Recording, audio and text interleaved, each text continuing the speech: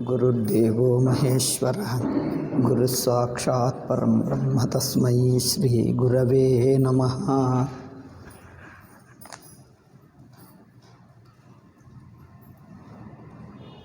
ವೇದಾಂತದ ಶ್ರವಣದಿಂದ ಅಂದರೆ ವೇದಾಂತದ ಮುಖ್ಯವಾಕ್ಯ ಒಂದಿದೆ. ಮುಖ್ಯವಾಕ್ಯವನ್ನು ಬಿಡಿಸಿ ಹೇಳುವುದಕ್ಕೆ ಮಿಕ್ಕ ವಾಕ್ಯಗಳಿವೆ. ಅವುಗಳನ್ನು ಅವಾಂತರ ವಾಕ್ಯ ಹೇಳ್ತೀವಿ. ಅವಾಂತರ ವಾಕ್ಯಗಳು ಮುಖ್ಯವಾಕ್ಯವನ್ನು ಅರ್ಥ ಮಾಡಿಕೊಳ್ಳಲು ಸಹಾಯವಾಗುತ್ತವೆ, ಏಕೆಂದರೆ ಅದನ್ನೇ ಬಿಡಿಸಿ ಹೇಳುತ್ತಾ ಇವೆ. ಆದ್ದರಿಂದ ಅವಾಂತರ ವಾಕ್ಯಗಳನ್ನು ಮುಖ್ಯವಾಕ್ಯದ ಅರ್ಥಕ್ಕೋಸ್ಕರನೇ ಆ ದೃಷ್ಟ್ಯ ಕೇಳುವುದರಿಂದ ತನ್ನ ಸ್ವರೂಪದ ಜ್ಞಾನವಾಗುತ್ತದೆ. ಶ್ರವಣವೇ ಸಾಕು. ಒಂದು ಶ್ರವಣದಿಂದಲೇ ಜ್ಞಾನ ಉಂಟಾಗುತ್ತದೆ. ಯಾರಿಗೆ ಆಗಲಿಲ್ಲವೋ ಆವಾಗೇನು ಮಾಡಬೇಕು? ಆಗುತ್ತಾ ಇಲ್ಲ, ಏನೋ ಸ್ವಲ್ಪ ತೊಂದರೆ ಅಡ್ಡಿ ಇದೆ, ಅದಕ್ಕೆ ಮನನ ಎಂದು ಹೇಳ್ತೀವಿ. ಮನನ ಏಕೆ ಅಂದರೆ ಶ್ರವಣವೇ ಕೊರತೆ ಇದೆ ಎಂದರ್ಥ ಅಲ್ಲ. ನೋಡಿ, ಶ್ರವಣದಲ್ಲೇ ಏನೋ ತಪ್ಪಿದೆ, ಮನನ ಮಾಡಿದ್ದ ಅಂದರೆ ಇದೆಲ್ಲ ವ್ಯಾಖ್ಯಾನಕಾರರು ಏನು ಹೇಳಿದ್ದಾರೆ. ಒಬ್ಬನು ಕೇವಲ ಶ್ರವಣದಿಂದ ಜ್ಞಾನ ಉಂಟಾಗುವುದೇ ಇಲ್ಲ. ಒಬ್ಬರೇನು ಹೇಳ್ತಾರೆ, ಶ್ರವಣದಿಂದ ಜ್ಞಾನ ಉಂಟಾಗುತ್ತದೆ, ಜ್ಞಾನವಾದ ನಂತರ ಮನನ ನಿಧಿಧ್ಯಾಸನ ಮಾಡಬೇಕು ಎಂದು ಒಬ್ಬರು ಹೇಳ್ತಾರೆ ವ್ಯಾಖ್ಯಾನಕಾರರು. ಇನ್ನೊಬ್ಬರು ಹೇಳ್ತಾರೆ ಶ್ರವಣದಿಂದ ಆಗುವುದೇ ಅಲ್ಲ, ಮನನ ನಿಧಿಧ್ಯಾಸನದಿಂದಲೇ ಆಗುತ್ತದೆ ಎಂದು ಹೇಳಿದ್ದಾರೆ. ಇದರಿಂದ ಇಬ್ಬರಲ್ಲಿ ಒಂದು ತಪ್ಪೇನಿದೆ ಅಂದರೆ ವಾಕ್ಯದ ಸಾಮರ್ಥ್ಯ ಸರಿಯಾಗಿಲ್ಲ. ವಾಕ್ಯ ಪ್ರಮಾಣ ಅಂದ್ರೇನು? ಬಣ್ಣವನ್ನು ತಿಳಿಯುವುದಕ್ಕೆ ಕಣ್ಣು ಹೇಗೆ ಪ್ರಮಾಣವೋ, ಕಣ್ಣಿನಿಂದಲೇ ಬಣ್ಣ ಗೊತ್ತಾಗ್ತದೆ, ಬೇರೆ ದಾರಿ ಇಲ್ಲ. ಕಣ್ಣು ಅದಕ್ಕೆ ಪ್ರಮಾಣ ಅಂದರೆ ಒಂದು ಬಾಗಿಲು, ಒಂದು ದ್ವಾರ. ಬಾಗಿಲು ಎಂದು ಹೇಳಬೇಕು, ಒಂದು ದಾರಿ ಎಂದು ಹೇಳಬೇಕಷ್ಟೆ. ಅದರ ಮೂಲಕ ಅದೊಂದು ಸಲಕರಣ, ಜ್ಞಾನಕ್ಕೆ ಸಲಕರಣ, ಜ್ಞಾನಕರಣಂ ಎಂದು ಹೇಳ್ತೀವಿ. ಅದರಿಂದ ಜ್ಞಾನ ಉಂಟಾಗುತ್ತದೆ. ಹಾಗೆಯೇ ಶಾಸ್ತ್ರವೇ ಪ್ರಮಾಣ ಅಂದರೆ ವಾಕ್ಯವೇ ಪ್ರಮಾಣ. ಹೇಗೆ ಕಣ್ಣಿನಿಂದ ಬಣ್ಣ ಗೊತ್ತಾಗ್ತದೋ, ಕಿವಿಯಿಂದ ಶಬ್ದ ಗೊತ್ತಾಗ್ತದೋ, ವಾಕ್ಯದಿಂದ ಸ್ವರೂಪ ಗೊತ್ತಾಗ್ತದೆ, ನೇರಾಗಿ ಗೊತ್ತಾಗ್ತದೆ. ವಾಕ್ಯವೇ ಪ್ರಮಾಣ ಅಂದರೆ ಜ್ಞಾನಜನಕಂ, ಜ್ಞಾನವನ್ನು ಉಂಟು ಮಾಡುತ್ತದೆ ಎಂದು. ಹಾಗಾದರೆ ಶ್ರವಣ ಮಾಡಿದಾಗ ಜ್ಞಾನವೇಕೆ ಉಂಟಾಗಲಿಲ್ಲ? ಕಣ್ಣಿನಿಂದ ಬಣ್ಣ ಗೊತ್ತಾಗ್ತದೆ ಅಂದರೆ ಕಣ್ಣಿನಿಂದ ನೋಡಬೇಕು. ನೋಡಿದ್ದಾಗ ಗೊತ್ತಾಗಲಿಲ್ಲ, ಸ್ವಲ್ಪ ಆಯಿತು, ಇನ್ನೂ ಸ್ಪಷ್ಟವಾಗಿ ಗೊತ್ತಾಗಲಿಲ್ಲ, ಆವಾಗೇನು ಮಾಡ್ತೀರಿ? ಮತ್ತೆ ಕಣ್ಣಿನಿಂದಲೇ ಸರಿಯಾಗಿ ನೋಡ್ತಿರೋ, ಕಂಡು ಬರುವವರೆಗೂ ಗೊತ್ತಾಗುವವರೆಗೂ ಕಣ್ಣಿನಿಂದಲೇ ನೋಡಿ ತಿಳ್ಕೊಳ್ತಿರೋ, ಅಥವಾ ಕಣ್ಣಿನಿಂದ ನೋಡತಕ್ಕದ್ದೇನೋ ಆಗಿಬಿಟ್ಟಿತು, ನೋಡತಕ್ಕದ್ದೆಲ್ಲ ಆಯಿತು, ತಿಳಿಯತಕ್ಕದ್ದೇದೋ ತಿಳಿದು ಬಿಟ್ಟಿದೆ, ಆದರೆ ಜ್ಞಾನ ಪೂರ್ಣವಾಗಲಿಲ್ಲ, ಇನ್ನೆಂದು ಮಾಡ್ತೀವಿ? ಆ ಜ್ಞಾನವನ್ನು ತಗೊಂಡು ಹೋಗಿ ಏನು ಮಾಡ್ತೀವಿ? ಪ್ರಾಸೆಸ್ ಮಾಡಿ ಆವಾಗ ಅರ್ಥ ಮಾಡ್ಕೊಳ್ತೀವಿ ಅಂದರೆ ಹೀಗೆ ಮಾಡ್ತಾರಾ? ಕಣ್ಣಿನಿಂದ ತಿಳಿಯತಕ್ಕದ್ದು ಕಣ್ಣಿನಿಂದಲೇ ಪೂರ್ತಿಯಾಗಿ ಗೊತ್ತಾಗಬೇಕು. ಕಣ್ಣಿನಿಂದ ಆಗಲಿಲ್ಲ ಅಂದರೆ ಇನ್ನೇನು ಮಾಡೋಕ್ಕಾಗಲ್ಲ. ಮತ್ತೆ ಕಣ್ಣನ್ನೇ ಸರಿಯಾಗಿ ನೋಡು. ಕಣ್ಣಿನಿಂದ ನೋಡುವಾಗ ಕೆಲವು ಅಡ್ಡಿಗಳು, ಅಂತರಾಯಗಳಿರುತ್ತವೆ. ಯಾವುದಕ್ಕೆ? ಕಣ್ಣಿನಿಂದ ನೋಡಲಕ್ಕೆ ಅಂತರಾಯವಿದ್ದರೆ ಸರಿ ಮಾಡಬೇಕು. ಅಷ್ಟೇ ಹೊರತು ಕಣ್ಣಿನಿಂದ ನೋಡಿದ ನಂತರ ಎಷ್ಟು ಜ್ಞಾನ ಹುಟ್ಟಿತೋ ಅದನ್ನು ಏನೋ ಮಾಡಿಬಿಟ್ಟರೆ, ಪ್ರಾಸೆಸ್ ಮಾಡಿದ್ದರೆ ಇನ್ನೇನೋ ಜ್ಞಾನ ಹುಟ್ಟುತ್ತದೆ. ಹಾಗಲ್ಲ. ಕಣ್ಣು ನೋಡುವಾಗಲೇ ಏನಾದರೂ ಅಡ್ಡಿ ಇದ್ದರೆ ಅಂದರೆ ಅರ್ಥವೇನು? ವಸ್ತು ಬಹಳ ದೂರ ಇದ್ದರೆ ಕಣ್ಣು ನೋಡೋಕ್ಕಾಗಲ್ಲ. ಬೆಳಕು ಸಾಕಷ್ಟಿಲ್ಲದಿದ್ದರೆ ಕಣ್ಣು ಬರಲ್ಲ. ಕಣ್ಣು ತನ್ನ ಕೆಲಸ ಮಾಡಿ, ಕೆಲಸ ಅಂದರೆ ತನ್ನ ವ್ಯಾಪಾರ, ತನ್ನ ಪ್ರಯತ್ನ ಮಾಡಿ ವಿಷಯವನ್ನು ತಿಳಿಸುವುದಕ್ಕೆ ಕೆಲವು ಕಂಡೀಷನ್ಸ್ ಬೇಕು, ಕೆಲವು ಪರಿಸ್ಥಿತಿಗಳು ಬೇಕು. ವಸ್ತು ಸರಿಯಾದ ದೂರದಲ್ಲಿರಬೇಕು. ಅತಿ ಹತ್ತಿರ ಇದ್ದರೆ ಕಂಡು ಬರಲ್ಲ. ಒಂದು ಚಿತ್ರ ಇಡ್ತೀವಿ ನೋಡಿ, ಪೇಂಟಿಂಗು, ಹತ್ತಿರ ಇದ್ದರೆ ಕಂಡು ಬರಲ್ಲ. ಸ್ವಲ್ಪ ಹಿಂತಿರುಗಿ ಇಲ್ಲಿ ಬಂದು ನೋಡಿದ್ರೆ ಈಗ ಚೆನ್ನಾಗಿದೆ ಅಂತ ಹೇಳ್ತೀವಿ. ಅದಕ್ಕೆ ಒಂದು ದೂರ ಬೇಕು. ಕೆಲವು ವಸ್ತು ಅತಿ ಹತ್ತಿರ ಇಷ್ಟಿದ್ದರೆ ಕಂಡು ಬರಲ್ಲ, ಹೀಗಿಟ್ಟು ನೋಡ್ತೀವಿ ಅಲ್ಲವೇ. ಏಕೆ? ತುಂಬ ಹತ್ತಿರ ಇದ್ದರೂ ಕಂಡು ಬರಲ್ಲ, ತುಂಬ ದೂರ ಇದ್ದರೂ ಕಂಡು ಬರಲ್ಲ. ಬಹಳ ದೂರ ಅಲ್ಲಿಟ್ಟು ನೋಡಿ ಹೀಗೆ ಹೇಗಿದೆ ಅಂದರೆ, ಪುಸ್ತಕ ಅಲ್ಲಿ ತೆಗೆದುಬಿಟ್ಟು ಅಲ್ಲೊಬ್ಬ ನಿಂತ್ಕೊಂಡ, ಅಲ್ಲೇನು ಬಾಗಿಲ ಹತ್ತಿರ ಪುಸ್ತಕ ತೆಗೆದು ಬಿಟ್ಟಿದ್ವಿ, ಓದಿ ಹೇಳು ಏನಿದೆ ಅಂದರೆ ಅಲ್ಲಿಂದ ಕಂಡು ಬರ್ತದೇನು? ಇದೆಲ್ಲ ಸಾಂಖ್ಯಶಾಸ್ತ್ರದಲ್ಲಿ ಪ್ರತ್ಯಕ್ಷ ಪ್ರಮಾಣ ಕೆಲಸ ಮಾಡುವುದಕ್ಕೆ ಏನೇನಾಗಬೇಕು ಎಂದು ಇದೆಲ್ಲ ಸಾಂಖ್ಯದಲ್ಲಿ ಚರ್ಚೆ ಮಾಡಿದ್ದಾರೆ, ಸಾಂಖ್ಯ ಕಾರಿಕೆಯಲ್ಲಿ. ಕೆಲವು ನಾನು ಹೇಳುವ ಎಷ್ಟೋ ವಿಷಯಗಳು ಕೆಲವು ಅನ್ಯದರ್ಶನಗಳಲ್ಲಿ ಇರುತ್ತವೆ. ಅವೆಲ್ಲ ವೇದಾಂತಕ್ಕೆ ಸಹಾಯಕವಾಗುತ್ತವೆ. ನ್ಯಾಯ, ವೈಶೇಷಿಕ, ಸಾಂಖ್ಯ, ಪೂರ್ವಮೀಮಾಂಸಾ, ಯೋಗ, ಅವುಗಳಲ್ಲಿ ಕೆಲವು ಅವರು ದರ್ಶನಕಾರರೇ, ಅವರು ಫಿಲಾಸಫರ್ಸೇ. ಕೆಲವು ವಿಷಯಗಳು ಹೇಳಿದ್ದಾರೆ, ಕೆಲವು ತಪ್ಪು ಹೇಳಿದ್ದಾರೆ. ಆ ಕೆಲವು ಅವರು ಹೇಳಿರುವ ಒಳ್ಳೆಯ ವಿಷಯಗಳು ವೇದಾಂತವನ್ನು ಬಿಡಿಸುವಾಗ ಉಪಯೋಗವಾಗ್ತವೆ. While explaining the will be useful. ಆದ್ದರಿಂದ ಕೇವಲ ವೇದಾಂತ ಓದಿದ್ದವರಿಗಿಂತ ಅನ್ಯದರ್ಶನಗಳು ಸ್ವಲ್ಪ ಗೊತ್ತಿದ್ದರೆ ಇನ್ನೂ ಸ್ಪಷ್ಟವಾಗುತ್ತದೆ. ಅದಕ್ಕೋಸ್ಕರ ನಮ್ಮ ಶಾಸ್ತ್ರದಲ್ಲಿ ಷಡ್ ದರ್ಶನಗಳು ಓದುತ್ತಾರೆ. ಷಡ್ ದರ್ಶನಗಳು ಓದಿದ್ದರೆ ವೇದಾಂತದ ಹೇಳುವುದು ಇನ್ನೂ ಸ್ಪಷ್ಟವಾಗ್ತದೆ. ಆದ್ದರಿಂದ ಅಲ್ಲಿ ಸಾಂಖ್ಯದಲ್ಲಿ ಏನು ಹೇಳಿದ್ದಾರೆ ಅಂದರೆ, ವಸ್ತು ಅತಿ ದೂರವಾಗಿದ್ದರೂ ಕಂಡು ಬರಲ್ಲ, ಅತಿ ದಪ್ಪದಾಗಿದ್ದರೂ ಕಂಡು ಬರಲ್ಲ. ಒಂದು ದೊಡ್ಡ ಬೆಟ್ಟ ಇದೆ, ಕಂಡು ಬರಲ್ಲ ಅಲ್ಲವೇ? ಬೆಟ್ಟ ಇದೆ ಅಂತ ದೊಡ್ಡ ಬೆಟ್ಟ ಇದ್ದರೂ ಕಂಡು ಬರಲ್ಲ. ಅತಿ ಸಣ್ಣದು ಮೈಕ್ರೋಸ್ಕೋಪಿನಿಂದ ಕಂಡು ಬರುವಷ್ಟು, ಅಂದರೆ ಕಣ್ಣು ನೋಡುವ ಒಂದು ಸೈಜ್ ಇರುತ್ತದೆ. ಅದಕ್ಕಿಂತ ಸಣ್ಣದಾಗಿ ಬಿಟ್ಟರೆ ಕಂಡು ಬರಲ್ಲ. ಅಂದರೆ ಕಣ್ಣು ನೋಡುವಕ್ಕೆ ಒಂದು ಏರಿಯಾ ಇರುತ್ತದೆ. ಬೆಳಕು ಅಷ್ಟೇ. ಬೆಳಕು ತುಂಬ ಕಮ್ಮಿ ಇದ್ದರೆ ಕಂಡು ಬರಲ್ಲ. ಒಂಚೂರು ಬೆಳಕಿದ್ದರೆ ಅದು ಏನೇನೋ ಇದೆ, ಅದು ಏನೇನೋ ಅನಿಸುತ್ತಾ ಇದೆ, ಏನು ಗೊತ್ತಾಗಲ್ಲ ಅನಿಸುತ್ತದೆ. ಆಯಿತು, ಬೆಳಕು ಬೇಕಾ ಎಂದು ದೊಡ್ಡ ಫ್ಲಡ್ ಲೈಟ್ ಅದರ ಮೇಲೆ ಹಾಕಿದ್ದಾರೆ, ಅದು ಕಂಡು ಬರಲ್ಲ. ಫ್ಲಡ್ ಲೈಟ್ ಹಾಕಿದ್ದರೆ ಅದು ತಮ್ಮ ಕಣ್ಣನ್ನೇ ಮುಚ್ಚಿಬಿಡ್ತದೆ, ಅದು ಕಂಡು ಬರಲ್ಲ. ಲೈಟ್ ಅತಿಯಾಗಿದ್ದರೂ ಕಂಡು ಬರಲ್ಲ, ಲೈಟ್ ಕಮ್ಮಿ ಇದ್ದರೂ ಕಂಡು ಬರಲ್ಲ, ದೂರ ಹೆಚ್ಚಿದ್ದ. ಇವೆಲ್ಲ ಏನು? ಕಣ್ಣಿನಿಂದ ನೋಡುವುದಕ್ಕೆ ಬೇಕಾಗಿರುವ ಕೆಲವು ಅನುಕೂಲ ಪರಿಸ್ಥಿತಿಗಳು.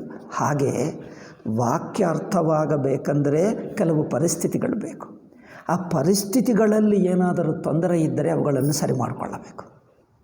ಅಷ್ಟೇ ಹೊರತು ವಾಕ್ಯದಲ್ಲೇ ಕೊರತೆ ಇದೆ, ವಾಕ್ಯನೇ ಪೂರ್ಣ ಜ್ಞಾನ ಉಂಟು ಮಾಡಲ್ಲ ಎಂದಲ್ಲ. ಕಣ್ಣು ಹೇಗೆ? ಬಣ್ಣ ತಿಳಿಯುವುದಕ್ಕೆ ಕಣ್ಣೇ ಪ್ರಮಾಣ, ಕಣ್ಣೇ ಪೂರ್ಣ ಸ್ವತಂತ್ರವಾಗಿ ಪ್ರಮಾಣ, ಪೂರ್ಣ ಪ್ರಮಾಣ ಕಣ್ಣೇ. ಕಣ್ಣಿಲ್ಲ ಅಂದರೆ ಏನು ಮಾಡೋಕ್ಕಾಗಲ್ಲ. ಕಣ್ಣು ಕೆಲಸ ಮಾಡಲಿಕ್ಕೆ ಕೆಲವು ಪರಿಸ್ಥಿತಿಗಳು ಬೇಕು, ಅದು ಒಪ್ಕೊಳ್ತೀವಿ. ಅನುಕೂಲ ಪರಿಸ್ಥಿತಿಗಳಿದ್ದರೆ ಹೇಳುವುದು ಕಣ್ಣೇ, ತಿಳಿಸುವುದು ಕಣ್ಣೇ. ಹಾಗೆ ವಾಕ್ಯಕ್ಕೆ ಕೆಲವು ಅನುಕೂಲ ಪರಿಸ್ಥಿತಿಗಳು ಬೇಕು. ಆ ಅನುಕೂಲ ಪರಿಸ್ಥಿತಿಗಳು ಉಂಟಾದರೆ ವಾಕ್ಯವು ತಾನು ತನ್ನ ಸ್ವರೂಪವನ್ನು ತಿಳಿಸಿಬಿಡ್ತದೆ. ಏಕೆ ಅಂದರೆ ವಾಕ್ಯಕ್ಕೆ ಪೂರ್ಣ ಸಾಮರ್ಥ್ಯವಿದೆ, ತನ್ನ ಸ್ವರೂಪವನ್ನು ತಿಳಿಸುವಕ್ಕೆ ಪೂರ್ಣ ಪ್ರಾಮಾಣ್ಯ ಇದೆ. ಪ್ರಾಮಾಣಿಕತೆ ಅಂದರೆ ಪ್ರಮಾಣದ ಶಕ್ತಿ ಇದೆ. ಪ್ರಮಾಣ ಅಂದರೆ ಜ್ಞಾನ ಸಾಧನಕ್ಕೆ ಪ್ರಮಾಣ ಹೇಳ್ತೀವಿ. ಕನ್ನಡ ಹೇಳಿರುವ ಆ ಪ್ರಮಾಣ ಬೇರೆ. ಸಂಸ್ಕೃತದಲ್ಲಿ ಹೇಳಿರುವ ಪ್ರಮಾಣ ಅಂದರೆ ಜ್ಞಾನ ಸಾಧನ ಎಂದರ್ಥ. ವಾಕ್ಯ ತನ್ನ ಅರ್ಥವನ್ನು ತಿಳಿಸಬೇಕಾದರೆ ಮೊದಲು ನೋಡಿ, ಉದಾಹರಣೆಗೆ ಹೇಳ್ತೀನಿ. ನಾನು ತುಂಬ ಕಮ್ಮಿ ಹೇಳಿದ್ದರೆ ಮೈಕ್ ಸರಿಯಾಗಿಲ್ಲ ಅಂದರೆ ಕೇಳಿಸ್ತಾ ಇಲ್ಲ ಹೇಳ್ತಾ. ವಾಕ್ಯವೇ ಪ್ರಮಾಣ ಆದರೆ ನಾನು ತುಂಬ ಲೋ ವಾಯ್ಸ್ನಲ್ಲಿ, ಅಂದರೆ ಏನು, ಕಮ್ಮಿ ಧ್ವನಿಯಲ್ಲಿ ಹೇಳಿದ್ದರೂ ನಿಮಗೆ ಅರ್ಥವಾಯಿತು ಅಂದರೆ ವಾಕ್ಯ ಪ್ರಮಾಣ ಅಲ್ಲವೇ? ನಿಮಗಾಗಬೇಕು, ಆಗುತ್ತಾ ಇಲ್ಲ. ಅತಿ ಜೋರಾಗಿ ಕೇಳ್ತಾ ಇದ್ದಾರೆ ಮೈಕ್ನಲ್ಲಿ, ಅವರು ಏನು ಹೇಳ್ತಾರೋ ಕಿವಿ ಏನಾಗ್ತದೆ, ಪ್ರತಿಧ್ವನಿ ಆಗುತ್ತಾ ಇದೆ, ಆವಾಗಲೂ ಅರ್ಥವಾಗಲ್ಲ. ಅದು ಸರಿಯಾಗಿ ಅರ್ಥವಾಗುವಷ್ಟು ಧ್ವನಿ ಇರಬೇಕು ಅಲ್ಲವೇ? ಅವರು ಹೇಳಿರುವ ಭಾಷೆ ನಮಗೆ ಅರ್ಥವಾಗಬೇಕು. ನಮಗೆ ಗೊತ್ತಿಲ್ಲದ ಭಾಷೆಯಲ್ಲಿ ಹೇಳಿದ್ದರೆ ಅರ್ಥವಾಗಲ್ಲ. ಸಂಸ್ಕೃತದಲ್ಲಿ ಹೇಳಿದ್ದರೆ ಆ ಸಂಸ್ಕೃತ ಭಾಷೆ ನಮಗೆ ಗೊತ್ತಿಲ್ಲ, ಆ ಪದಕ್ಕೆ ಅರ್ಥವೇನೋ, ತತ್ತಂದ್ರೇನೋ, ತ್ವಮ್ಮಂದ್ರೇನೋ ಗೊತ್ತಿಲ್ಲ. ತ್ವಮ್ಮಂದ್ರೇನು? ತ್ವಮ್ಮಂದರೆ ನಮ್ಮ ಕನ್ನಡದಲ್ಲಿದೆ ಇಲ್ಲ. ತತ್ತು ಅದು ಇಲ್ಲ, ಹಸಿ ಅದು ಇಲ್ಲ. ಮತ್ತು ತತ್ವಮಸಿ ಅಂದರೆ ಏನು? ಅದಕ್ಕೆ ಅನುವಾದ ಮಾಡಿ ಹೇಳಬೇಕಾಗ್ತದೆ. ಅಲ್ಲವೇ? ಆಗ ಭಾಷಾ ಗೊತ್ತಾಗಬೇಕು. ಅಷ್ಟೇ ಅಲ್ಲದೆ ಆ ಪದದ ಅರ್ಥ ಗೊತ್ತಾಗಬೇಕು. ಪದದ ಅರ್ಥ ಗೊತ್ತಾದರೆ ವಾಕ್ಯದ ಅರ್ಥ ಅದು ಹಿಂದೆ ಹೇಳಿದ್ದೆ ನಾನು ಒಂದು ಸಲ. ಏಕೆಂದರೆ ವಾಕ್ಯದಲ್ಲಿ ಪದಗಳಿರುತ್ತವೆ, ಪದಗಳು ಸೇರಿಕೊಂಡು ಪರಸ್ಪರ ಸಂಬಂಧದಿಂದ ಒಟ್ಟು ವಾಕ್ಯ ಆಗುತ್ತವೆ, ಒಟ್ಟು ವಾಕ್ಯದ ಅರ್ಥವನ್ನು ಹೇಳುತ್ತವೆ. ಆದರೆ ಇಲ್ಲಿ ನಾವು ಶ್ರವಣ ಮಾಡಿದಾಗಲೂ ಅರ್ಥವಾಗಲಿಲ್ಲ ಅಂದರೆ ವಾಕ್ಯದಲ್ಲಿ ತಪ್ಪಿಲ್ಲ, ವಾಕ್ಯದ ಸಾಮರ್ಥ್ಯ ಇದ್ದೇ ಇದೆ. ಅದನ್ನು ಅರ್ಥ ಮಾಡಿಕೊಳ್ಳುವ ನಮ್ಮ ಮನಸ್ಸಿನಲ್ಲಿ ಎಲ್ಲೋ ಒಂದು ಕಡೆ ಕೆಲವು ತಪ್ಪುಗಳಾಗಿವೆ. ಮನೋದೋಷ ಇರಬಹುದು, ಅಂದರೆ ರಾಗದ್ವೇಷಾದಿಗಳಿವೆ, ಮನಸ್ಸು ಚಂಚಲವಾಗಿದೆ, ಡಿಸ್ಟರ್ಬ್ ಆಗಿದೆ, ಮನಸ್ಸು ಅಂತರ್ಮುಖವಾಗಲಿಲ್ಲ. ಸೊ ಮನಸ್ಸನ್ನು ಸರಿ ಮಾಡಿಕೊಳ್ಳಬೇಕು. ಇನ್ನೊಂದೇನೆಂದರೆ ಅದರಲ್ಲಿರುವಂಥ ತ್ವಂ ಅಂಡ್ ತತ್ತು, ನೀನು ಬ್ರಹ್ಮ ಎಂದು ಹೇಳುತ್ತದೆ. ನೀನು ಅಂದರೆ ಯಾರು ಇಲ್ಲಿ? ನೀನು ಅಂದರೆ ನನ್ನನ್ನು ಯಾವ ನನ್ನನ್ನು ಹೇಳ್ತಾ ಇದ್ದಾರೆ? ನಾನು ಅಂದರೆ ನಾನು ಒಂದೇ ಬಗೆ ಇರ್ತೀನ? ನಾನು ಒಂದೇ ಬಗೆ ಇರುವುದಿಲ್ಲ, ಅನೇಕ ಪರಿಸ್ಥಿತಿಗಳಲ್ಲಿ ಒಂದೊಂದು ಬಗೆ ಇರ್ತೀನಿ ನಾನು. ನೀನು ಅಂದರೆ ಯಾವ ನಾನು? ಅದರಿಂದ ನೀನು ಬ್ರಹ್ಮ ಎಂದು ಹೇಳಿದ್ದಾಗ ಆ ನೀನೆಂಬ ಮಾತುಗೆ ಏನರ್ಥ ಮೊದಲು ಅದು ಗೊತ್ತಾಗಬೇಕು. ಅದಕ್ಕೋಸ್ಕರ ಯಾರಿಗೆ ಆ ಶ್ರವಣದಲ್ಲೇ ನೀನು ಎಂಬ ಮಾತಿನ ಅರ್ಥ, ನೀನಿಗೆ ಸಂಸ್ಕೃತದಲ್ಲಿ ತ್ವಂ ಎಂದು ಹೇಳ್ತೀವಿ. ತ್ವಂ ಶಬ್ದಾರ್ಥ ಅಂದರೆ ನೀನು ಎಂಬ ಮಾತಿಗೆ ಅರ್ಥ ಶ್ರವಣದಲ್ಲೇ ಗೊತ್ತಾಗಿಬಿಟ್ಟರೆ ವಾಕ್ಯಾರ್ಥ ನೀನು ತತ್ವಮಸಿ ನೀನು ಬ್ರಹ್ಮ ಎನ್ನುವ ವಾಕ್ಯಾರ್ಥವಾಗಿಬಿಡ್ತದೆ. ಅದು ಆಗದಿದ್ದರೆ ಅಲ್ಲಿ ಅಡ್ಡಿಯಾಗುವ ಸಾಧ್ಯತೆ ಇದೆ. ನಾನು ಯಾರು ಎಂಬುದು ತನ್ನ ಕುರಿತು ಏನೇನೋ ತಿಳ್ಕೊಂಡು ಬಿಟ್ಟ, ಅಲ್ಲಿ ಅಡ್ಡಿಯಾಗುವ ಸಾಧ್ಯತೆ ಇದೆ. ಅದಕ್ಕೋಸ್ಕರ ಉಪದೇಶ ಸಹಸ್ರಿ ಪದ್ಯಭಾಗದಲ್ಲಿ 19 ಅಂದರೆ 19 ಅಧ್ಯಾಯಗಳಿವೆ. ಉಪದೇಶ ಸಹಸ್ರಿ ಗದ್ಯ ಸ್ವಲ್ಪ ಸಾರ ಹೇಳಿಬಿಟ್ಟಿದ್ದೇವೆ. ಪದ್ಯದಲ್ಲಿ 19 ಅಧ್ಯಾಯಗಳಿವೆ. ಪದ್ಯ ಅಂದರೆ ಶ್ಲೋಕಗಳಿವೆ. ಅದರಲ್ಲಿ 18ನೇದು ಅತಿ ಮುಖ್ಯ. 18ನೇದು ಎಲ್ಲಕ್ಕಿಂತ ದಪ್ಪ ಅಧ್ಯಾಯ, ದೊಡ್ಡ ಅಧ್ಯಾಯ. ಅದರಲ್ಲಿ ಏನು ಹೇಳಿದೆ ಅಂದರೆ ತತ್ವಮಸಿ ಮಹಾವಾಕ್ಯಕ್ಕೋಸ್ಕರನೇ 250-300ವರೆಗೂ ಶ್ಲೋಕಗಳಿವೆ. 250-300 ಶ್ಲೋಕಗಳು ಕೇವಲ ತತ್ವಮಸಿ ಹೇಗೆ ಅರ್ಥ ಮಾಡಿಕೊಳ್ಳಬೇಕು ಅದನ್ನೇ ಬಿಡಿಸಿ ಬಿಡಿಸಿ ಬಿಡಿಸಿ ಹೇಳಿದ್ದಾರೆ. ಉಪದೇಶ ಸಹಸ್ರಿ ಪದ್ಯಭಾಗದಲ್ಲಿ ಇಡೀ ಪದ್ಯಭಾಗ ಕೇಳೋಕ್ಕಾಗದಿದ್ದರೆ, ಟೈಮ್ ಇಲ್ಲದಿದ್ದರೆ ಆ 18ನೇದು ಒಂದಾದರೂ ಕೇಳಬೇಕು. ತತ್ವಮಸಿ ಮಹಾವಾಕ್ಯದ ಅರ್ಥ ಅಲ್ಲಿದೆ. ಸುರೇಶ್ವರಾಚಾರ್ಯರು ಶಂಕರರ ನೇರ ಶಿಷ್ಯರು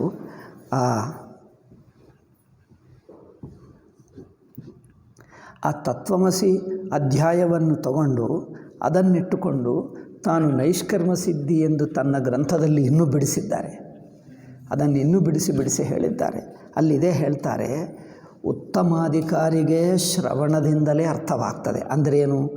ನೀನು ಎಂಬ ಮಾತುಗೆ ಅರ್ಥವೇನೋ ಗೊತ್ತಾದರೆ ಅವರಿಗೆ ತಾನು ಬ್ರಹ್ಮ ಎಂದು ಹೇಳಿದ ತಕ್ಷಣವೇ ಅರ್ಥವಾಗ್ತದೆ.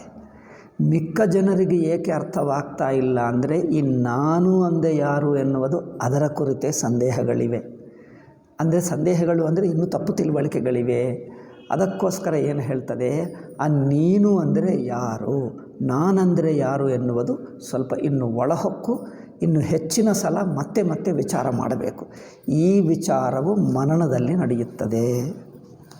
ಅಲ್ಲಿ ನೋಡಿ, ಮನನ ಏನು ಮಾಡ್ತದೆ ಅಂದರೆ ಶ್ರವಣದಲ್ಲೇ ಅಲ್ಲಲ್ಲಿ ಉದಾಹರಣೆಗೆ ಲೌಕಿಕ ಒಂದು ವಾಕ್ಯ ಹೇಳಿದ್ದಾಗ ಅರ್ಥವಾಗಲಿಲ್ಲ ಅಂದರೆ ಆ ವಾಕ್ಯದಲ್ಲಿ ಏನೋ ಪದ ಅರ್ಥವಾಗಲಿಲ್ಲ. ಅವ್ರು ಮತ್ತೆ ಕೇಳ್ತಾರೆ, ಅಲ್ಲೇನೋ ಪದ ಹೇಳಿದ್ದರೆ ಅದಕ್ಕೆ ಅರ್ಥವೇನು? ಕೆಲವರಿಗೆ ಅರ್ಥವಾಯಿತು, ಅವ್ರಿಗೆ ಸುಮ್ಮನೆ ಇರ್ತಾರೆ, ಅವ್ರಿಗೆ ಅರ್ಥವಾಯಿತು. ಒಬ್ಬನಿಗೆ ಅರ್ಥವಾಗಲಿಲ್ಲ, ಅವನು ಎಲ್ಲರೂ ಏನೋ ಸಂತೋಷದಿಂದ ಇದ್ದಾರೆ, ಇವನಿಗೆ ಮಾತ್ರ ಅರ್ಥವಾಗಲಿಲ್ಲ. ನೀವು ಹೇಳಿದ ಮಾತಿನಲ್ಲಿ ಈ ಮಾತು ಹೇಳಿದ್ದೀರಿ, ವಾಕ್ಯದಲ್ಲಿ ಈ ಮಾತು ಕರ್ತವೇನು ಎಂದು ಹೇಳ್ತಾರೆ. ಅವನು ಆ ಮಾತನ್ನೇ ವಿಶಿಷ್ಟವಾಗಿ ಹೆಚ್ಚಾಗಿ ಬಿಡಿಸಬೇಕಾಗ್ತದೆ. ಬಿಡಿಸಿ ಹೇಳಿದಾಗ ಆ ಮಾತಿನ ಅರ್ಥ ತಿಳ್ಕೊಂಡು ಆವಾಗ ಒಟ್ಟು ವಾಕ್ಯಕ್ಕೆ ಈಗ ಅರ್ಥವಾಯಿತು ಅನಿಸುತ್ತದೆ. ಮಿಕ್ಕ ಜನರಿಗೆ ಮೊದಲೇ ಅರ್ಥವಾಯಿತು, ಇವನಿಗೆ ಮಾತ್ರ ಅರ್ಥವಾಗಲಿಲ್ಲ. ಏಕೆಂದರೆ ವಾಕ್ಯದಲ್ಲಿರುವಂಥ ಒಂದು ಪದ ಸ್ಪಷ್ಟತೆ ಆಗಲಿಲ್ಲ. ಹಾಗೆ ಈ ನೀನು ಬ್ರಹ್ಮ ಅಂದರೆ ನೀನು ಅಂದರೆ ಯಾರನ್ನು ಹೇಳ್ತಾ ಇದ್ದೀರಿ? ನಾನು ಬ್ರಹ್ಮ ಹೇಗೆ ಆಗ್ತೀನಿ? ನೀನು ಬ್ರಹ್ಮ ಅಂದರೆ ಇಡೀ ಜಗತ್ತಿಗೆ ಸ್ವರೂಪ ನಾನೇ ಅಂದರೆ ನಾನು ಜಗತ್ತಿನಲ್ಲಿರುವ ಒಬ್ಬ ವ್ಯಕ್ತಿಯೇ ಹೊರತು ನಾನು ಇಡೀ ಜಗತ್ತಿಗೆ ಸ್ವರೂಪ ಹೇಗೆ ಆಗ್ತೀನಿ? ನಾನಂದರೆ ದೇಹವ? ಈ ದೇಹವು ಇಡೀ ಜಗತ್ತಿಗೆ ತತ್ವ ಆಗುತ್ತದೆ? ಜಗತ್ತಿನಲ್ಲಿ ಪಂಚಭೂತಗಳಿವೆ, ಪಂಚಭೂತಗಳಿಂದ ದೇಹವಾಗಿದೆ, ಈ ದೇಹವು ಪಂಚಭೂತಗಳನ್ನು ಆಶ್ರಯಿಸಿಕೊಂಡು ಬದುಕುತ್ತಾ ಇದೆ ಅಲ್ಲವೇ? ಪಂಚಭೂತಗಳಿಗೆ ನಾನೇ ಆಧಾರ, ನನ್ನಿಂದಲೇ ಪಂಚಭೂತಗಳು ಹುಟ್ಟು, ನನ್ನಿಂದ ಪಂಚಭೂತಗಳದ್ದು ಹೇಗೆ ಹೊಂದುತ್ತದೆ? ನನ್ನಿಂದಲೇ ಇಡೀ ಪಂಚಭೂತಗಳಿಗೆ ಸೂರ್ಯ, ಚಂದ್ರ, ನಕ್ಷತ್ರ, ಈ ಭೂಮಂಡಲಕ್ಕೆ, ಈ ಇಡೀ ಪ್ರಪಂಚಕ್ಕೆ ನಾನಾ ಆಧಾರ. ಹೌದು, ನೀನೇ ಅಂದ. ನಾನು ಹೇಗೆ? ಅದು ಪ್ರಶ್ನೆ ಬರುತ್ತದೆ. ಅವರು ಹೇಳ್ತಾನೆ, ನಾನೇ ಇಡೀ ಜಗತ್ತಿಗೆ ಆಧಾರ, ಇಡೀ ಜಗತ್ತಿನ ಸ್ವರೂಪ ನಾನು ಎಂದು ಹೇಳಿದ್ದರೆ ನಿಮಗೆ ಅದು ಅಲ್ಲ ಎಂದೇಕೆ ಅನಿಸುತ್ತಾ ಇದೆ? ಅದಲ್ಲ, ನಾನೇ ಜಗತ್ತಿಗೆ ಆಧಾರ ಅಲ್ಲ. ಏಕೆ ಅನಿಸುತ್ತಾ ಇದೆ? ನೀನು ಎಂದು ಹೇಳಿದಾಗ ಶಾಸ್ತ್ರ ಯಾರನ್ನು ನೀನು ಎಂದಿಟ್ಟುಕೊಂಡು ಹೇಳಿತೋ ಇವರು ಅದು ನೋಡ್ತಾ ಇಲ್ಲ, ತನಗೆ ಗೊತ್ತಿರುವ ನೀನು ಇಟ್ಕೊಂಡ. ನಾನು ಯಾರು? ದೇಹ. ಈ ದೇಹವು ಬ್ರಹ್ಮ ಹೇಗೆ ಆಗುತ್ತದೆ? ದೇಹವು ಇಡೀ ಜಗತ್ತಿಗೆ ಪಂಚಭೂತಗಳಿಗೆ ಈ ಸೃಷ್ಟಿಗೆಲ್ಲ ಆಧಾರ. ದೇಹವು ಸೃಷ್ಟಿಗೆ ಆಧಾರ ಹೇಗಾದರೆ ಆಗುವುದೇ ಅಲ್ಲ. ನೀವು ಹೇಳಿದ್ದು ಅನುಭವಕ್ಕೆ ವಿರುದ್ಧ ಎಂದು ಹೇಳಿಬಿಡ್ತಾರೆ. ಇದು ದೊಡ್ಡ ಸಂದೇಹ, ಅಂತರಾಯ, ಅಡ್ಡಿಯಾಗಿಬಿಟ್ಟಿತ. ಮಹಾವಾಕ್ಯದಲ್ಲಿ ಹೇಳಿರುವ ಅರ್ಥವು ಅನುಭವದಲ್ಲಿ ನೋಡಿಕೊಳ್ಳುವುದಕ್ಕೆ ಅಡ್ಡಿಯಾಗ್ತಾ ಇದೆ. ಈ ಅಡ್ಡಿ ಬಿಡಿಸುವುದಕ್ಕೆ, ಈ ಅಡ್ಡಿಯನ್ನು ಹೋಗಲಾಡಿಸುವುದಕ್ಕೆ ಮೊದಲು ನಾನು ಅಂದರೆ ಯಾರನ್ನು ನೀನು ಮನಸ್ಸಿನಲ್ಲಿಟ್ಕೊಂಡು ಹೇಳಿದ್ದೀರಿ? ಮನುಷ್ಯನನ್ನು ನೀನು ಅಂದರೆ ಅನೇಕ ಸಂದರ್ಭಗಳಲ್ಲಿ ಅನೇಕ ವಿಷಯಗಳನ್ನಿಟ್ಕೊಂಡು ಹೇಳ್ತೀವಿ. ನೀನು ಕುಳಿತಿದ್ದೀಯೇ ಅಂದರೆ ಅರ್ಥವೇನು? ಆ ನೀನು ಯಾರು? ದೇಹ. ನಿನಗೆ ಹಸಿವಾಯಿತು ಅಂದರೆ ಯಾರು? ಕೈಗಾಯ್ತಾ, ಕಾಲಿಗಾಯ್ತಾ? ಪ್ರಾಣ ಅಲ್ಲವೇ? ದೇಹದಲ್ಲಿ ಒಳಗೆ ಪ್ರಾಣಮಯ ಕೋಶ ಇದೆ, ಪ್ರಾಣಕ್ಕೆ ಹಸಿವಾಗ್ತದೆ. ಹಸಿವೆಂಬುದು ಪ್ರಾಣದ ಗುಣ. ಆದ್ದರಿಂದ ನೀನು ಕುಳಿತಿದ್ದೀಯೇ ಅಂದರೆ ದೇಹವೇ ಹೊರತು ಅಲ್ಲಿ ಪ್ರಾಣನಲ್ಲ. ಹಸಿವಾಗುತ್ತಾ ಇದೆ ಅಂದರೆ ಪ್ರಾಣನನ್ನು ಹೇಳ್ತಾ ಇದ್ದೀನಿ. ಅಥವಾ ನೀನು ನೋಡ್ತಾ ಇದ್ದೀ ಅಂದರೆ ಏನು? ಇಂದ್ರಿಯ ಆಗುತ್ತದೆ. ನಾನು ಅಂದರೆ ನಾನು ಎಲ್ಲಿದ್ದೀನಿ? ನಾನು ನೋಡ್ತಾ ಇದ್ದೀನಿ, ನಾನು ಕೇಳ್ತಾ ಇದ್ದೀನಿ. ಸರಿಯಾಗಿ ಕೇಳಿಸಲಿಲ್ಲ ಅಂದರೆ ಕೈಗೆ ಕೇಳಿಸಲಿಲ್ಲವಾ? ಕಾಲಕ್ಕೆ ಕೇಳಿಸಲಿಲ್ಲವಾ? ಕಿವಿಗೆ ಅಂದರೆ ಇಂದ್ರಿಯ ಆಯಿತು. ನನಗೆ ಕೇಳಿಸಲಿಲ್ಲ, ನನಗೆ ಕೇಳಿಸ್ತಾ ಇದೆ, ನಾನು ನೋಡ್ತಾ ಇದ್ದೀನಿ, ನನಗೆ ಕಂಡು ಬಂದಿಲ್ಲ ಅಂದರೆ ಈ ನಾನು ಎಲ್ಲಿದ್ದೆ? ಕಣ್ಣಿನಲ್ಲಿದೆ, ಕಿವಿಯಲ್ಲಿದೆ. ಅಂದರೆ ಕಣ್ಣನ್ನು ಹಿಡ್ಕೊಂಡು ಆ ಜಾಗದಲ್ಲಿ ಕುಳಿತಿದೆ ಈ ನಾನು ಬುದ್ಧಿ. ನಾನೆಂಬ ಭಾವನ ಕಣ್ಣಿನಲ್ಲಿದೆ, ಕಿವಿಯಲ್ಲಿದೆ, ಅಂದರೆ ಇಂದ್ರಿಯದಲ್ಲಿದೆ. ಅಷ್ಟೇ. ಈಗ ಮನಸ್ಸು ಏನೋ ಮೂಡ್ ಚೆನ್ನಾಗಿಲ್ಲ, ಏನೋ ಡಿಸ್ಟರ್ಬ್ ಆಗಿದೆ ಅಂದರೆ ಎಲ್ಲಿದೆ? ಕೈಯ, ಕಾಲ, ಮನಸ್ಸಾಗುತ್ತೆ. ಅಂದರೆ ನಾನೆಂಬುದು ಎಷ್ಟು ಜಾಗದಲ್ಲಿ ತಿರುಗುತ್ತಾ ಇರ್ತೀನಿ? ಕೆಲವೊಮ್ಮೆ ದೇಹದಲ್ಲಿ, ಕೆಲವೊಮ್ಮೆ ಪ್ರಾಣದಲ್ಲಿ, ಕೆಲವೊಮ್ಮೆ ಇಂದ್ರಿಯದಲ್ಲಿ, ಕೆಲವೊಮ್ಮೆ ಮನಸ್ಸಿನಲ್ಲಿ, ಕೆಲವೊಮ್ಮೆ ಬುದ್ಧಿಗೆ ನೀವು ಹೇಳಿದ್ದೇನೋ ನನಗೆ ಅರ್ಥವಾಗ್ತಾ ಇಲ್ಲ ಅಂದರೆ ಎಲ್ಲಿ? ಬುದ್ಧಿ. ಈಗ ಅರ್ಥವಾಯಿತು ಅಂದರೆ ಅರ್ಥವಾಗಲಿಲ್ಲ, ಇದು ಬುದ್ಧಿ. ಏಕೆಂದರೆ ಜ್ಞಾನವು ಸಂದೇಹವು ಬುದ್ಧಿಯಲ್ಲಿರುತ್ತದೆ. ಆದ್ದರಿಂದ ಅರ್ಥವಾಗಲಿಲ್ಲ ಎನ್ನುವುದು ಬುದ್ಧಿಯ ಕೆಲಸ. ಅದರಿಂದ ಅರ್ಥವಾಯಿತು ಎಂದು ಹೇಳಿದ್ದರೆ, ಅರ್ಥವಾಗಲಿಲ್ಲ ಎಂದು ಹೇಳಿದ್ದರೆ ಆ ಅರ್ಥವಾಗದೇ ಇರುವವನು ಎಲ್ಲಿದ್ದಾನೆ? ಬುದ್ಧಿ ಹಂತದಲ್ಲಿದ್ದಾನೆ ಅಲ್ಲವೇ? ಈಗ ನಾನು ಎಲ್ಲಿಂದ ಎಲ್ಲಿಗೆ ತಿರುಗುತ್ತಾ ಇದ್ದೀನಿ? ಒಂದೇ ಕಡೆ ಇರ್ತೀನ? ನಾನು ಅಂದರೆ ಯಾವ ನಾನು? ನೀನೇ ಈ ಜಗತ್ತಕ್ಕೂ ಆಧಾರ ಅಂದರೆ ನಾನಂದರೆ ಸಾಮಾನ್ಯವಾಗಿ ದೇಹವನ್ನು ಇಟ್ಕೊಳ್ತೀವಿ. ದೇಹ ಜಗತ್ತಕ್ಕೆ ಆಧಾರ ಹೇಗಾಗ್ತದೆ? ಹೊಂದಲ್ಲ. ನಿಮ್ಮ ವಾಕ್ಯ ತಪ್ಪು ಅನಿಸುತ್ತದೆ, ನಮ್ಮ ಅನುಭವಕ್ಕೆ ವಿರುದ್ಧ ಅನಿಸುತ್ತದೆ. ಆದ್ದರಿಂದ ವಾಕ್ಯವು ಪ್ರಮಾಣ ಎಂದು ಹೇಳಿದ್ದೇವೆ. ಶ್ರವಣದಲ್ಲಿ ಕೇಳಿದ್ದು ನನ್ನ ಅನುಭವ. ನಾನು ಎಲ್ಲಿದ್ದೀನೋ ಎಲ್ಲೋ ಒಂದು ಕಡೆ ಇದ್ದು ಬಿಟ್ಟೆ. ನಾನಂದರೆ ಶಾಸ್ತ್ರವು ನನ್ನನ್ನು ದೃಷ್ಟಿಯಲ್ಲಿಟ್ಕೊಂಡು ನೀನು ಬ್ರಹ್ಮ ಎಂದು ಹೇಳ್ತಾ ಇದೆ. ನಾನು ಎಲ್ಲಿದ್ದುಕೊಂಡು ಅದೇ ವಾಕ್ಯವನ್ನು ಕೇಳ್ತಾ ಇದ್ದೀನಿ. ನಾನು ಕೇಳುವುದು ದೇಹದಲ್ಲಿದ್ದುಕೊಂಡು, ಶಾಸ್ತ್ರವೇನೋ ನನ್ನನ್ನು ಇನ್ನೊಂದು ಹಂತದಲ್ಲಿ ಇದ್ದ ಹಾಗೆ ಇಟ್ಕೊಂಡು ಹೇಳ್ತಾ ಇದೆ. ಅಂದರೆ ಅವರಿಗಿವರಿಗೆ ಹೊಂದಾಣಿಕೆ ಆಗ್ತಾ ಇಲ್ಲ. ಅವನು ಒಂದು ಕಡೆ ನೋಡ್ತಾ ಇದ್ದಾರೆ. ಉದಾಹರಣೆಗೆ ಲೌಕಿಕ ಉದಾಹರಣೆ ಹೇಳ್ತೀವಿ. ಅಲ್ಲೇ ಇಟ್ಟಿದೆ, ಗೋಡೆ ಮೇಲೆ ಇದೆ ನೋಡಿ ಹೇಳ್ತಾನೆ. ಗೋಡೆ ಮೇಲೆ ಫೋಟೋ ಇದೆ, ನೀವು ಹೇಳಿದ್ದಿಲ್ಲವೇ ಅಂತ ಹೇಳ್ತಾನೆ. ನೀವು ಎಲ್ಲಿ ನೋಡ್ತಾ ಇದ್ದೀವಿ? ನೀವು ಹೇಳಿದ ಹಾಗೆಯೇ ಅಲ್ಲೇ ನೋಡ್ತಾ ಇದ್ದೀನಿ. ಎಲ್ಲಿ ಅಂದರೆ ಇವನು ಹೇಳ್ತಾನೆ, ನಾನು ಅಲ್ಲೇ ಇಟ್ಟೆ ಹೇಳ್ತಾನೆ. ಅಲ್ಲಿ ಇಲ್ಲವೇ ಇಲ್ಲ ಎಂದು ಇವನು ಹೇಳ್ತಾನೆ. ಅಂದರೆ ಅಲ್ಲಿ ಅಂದರೆ ಇವರು ಇನ್ನೊಂದು ಕಡೆ ನೋಡ್ತಾ ಇದ್ದಾನೆ, ಇವರು ಅಲ್ಲಿ ಅಂದರೆ ಇವರು ಇನ್ನೊಂದು ಕಡೆ ಇಟ್ಕೊಂಡು. ಇವರ ಮನಸ್ಸಿನಲ್ಲಿ ಅಲ್ಲಿ ಎಂದಾಗ ಒಂದರ್ಥ, ಕೇಳುವವನ ಮನಸ್ಸಿನಲ್ಲಿ ಅಲ್ಲಿ ಅಂದರೆ ಇನ್ನೊಂದು ಕಡೆ. ಅಲ್ಲಿ ಅಂದರೆ ನೋಡಿದರೆ ಅವ್ರಿಗೆ ಸಿಟ್ಟು ಬಂದು ಎದ್ದು ಬರ್ತಾನೆ, ತಾನೇ ಬಂದು ತೋರಿಸಿ ಇಲ್ಲೇ ಇದೆ ನೋಡಿ. ಓ ಇಲ್ಲಿದೆ, ಹೌದು ಅಂತ. ನೀವು ಅಲ್ಲಿ ಅಂದರೆ ನಾನು ಅಲ್ಲೇ ಅಂದ್ಕೊಂಡೆ ಅಂತ ಹೇಳ್ತಾನೆ. ಆಯಿತಾ? ಅಲ್ಲಿ ಎಂಬ ಮಾತಿಗೆ ಅದು ಸರ್ವನಾಮ, ಅಲ್ಲಿ ಎಂಬುದು ಪ್ರೊನೌನ್. ಅಲ್ಲಿ ಎಂಬ ಸರ್ವನಾಮಕ್ಕೆ ಎಲ್ಲಿಯಾದರೂ ಆಗುತ್ತದೆ ಅಲ್ಲವೇ? ಏನೋ ಮಾತಾಡ್ತಾ ಯಾರು ಅಂದರೆ ಅವನೇ ಅಂತ ಹೇಳ್ತಾರೆ. ಅವನೇ ಅಂದರೆ ಅವರ ಮನಸ್ಸಿನಲ್ಲಿ ಇನ್ನೊಬ್ಬರು ಇಟ್ಕೊಳ್ತಾನೆ. ನಾನು ಇನ್ನೊಬ್ಬರನ್ನು ಇಟ್ಕೊಂಡು ಅವನೇ ಬಂದ, ಅವನೇ ಮಾಡಿದ ಅಂದರೆ ಅವನು ಅಲ್ಲಿಗೆ ಹೇಗೆ ಬಂದ ಅಂತ ಇವನು ಹೇಳ್ತಾನೆ. ಏಕೆ ಬರಲ್ಲ, ಅಲ್ಲೇ ಇರ್ತಾನಲ್ಲ, ಅಲ್ಲೇಕೆ ಇರುತ್ತಾನೆ ಎಂದು ಇವನು ಹೇಳ್ತಾನೆ. ಹೊಂದುವುದೇ ಅಲ್ಲ, ಇಬ್ಬರಿಗೆ ಕಮ್ಯುನಿಕೇಷನ್ ಗ್ಯಾಪ್ ಆಗ್ತಾಯಿದೆ. ಕೊನೆಗೆ ಸ್ವಲ್ಪ ಜಗಳ ಆದ ನಂತರ ಈಗ ಇವನೇ ಅಂತ ಹೇಳಿಬಿಟ್ರೆ, ಅವರ ಹೆಸರಿಟ್ಟರೆ ಓ ಇವನಾದರೆ ಬರ್ತಾನೆ ಅದು. మరి ಇದೇಕೆ ಅಂದರೆ ಅವನು ಎಂಬ ಮಾತು ಸರ್ವನಾಮ. ಅವನು ಎಂಬುದು ಇವರ ಮನಸ್ಸು ಹೇಳಿದಾಗ ಇವರ ಮನಸ್ಸಿನಲ್ಲಿ ಒಬ್ಬನನ್ನು ಇಟ್ಕೊಂಡು ಹೇಳ್ತಾನೆ. ಅವನು ಅಂದರೆ ಇನ್ನೊಬ್ಬರನ್ನು ನೋಡ್ತಾ ಇದ್ದ, ಹೊಂದುತ್ತಾ ಇಲ್ಲ. ಹಾಗೆ ನೀನು ಬ್ರಹ್ಮ ಎಂದು ಹೇಳಿದಾಗ ಹೊಂದುತ್ತಾ ಇಲ್ಲ. ಏಕೆ ಅಂದರೆ ನಾನು ಎಲ್ಲೋ ಬೇರೆ ಕಡೆ ಇದ್ದು ನೋಡ್ತಾ ಇದ್ದೀನಿ. ಅದಕ್ಕೋಸ್ಕರ ನಾನು ಯಾರು ಎಂಬುದು ಮೊದಲು ಸ್ಪಷ್ಟತೆ ತಿಳಿಸಬೇಕು.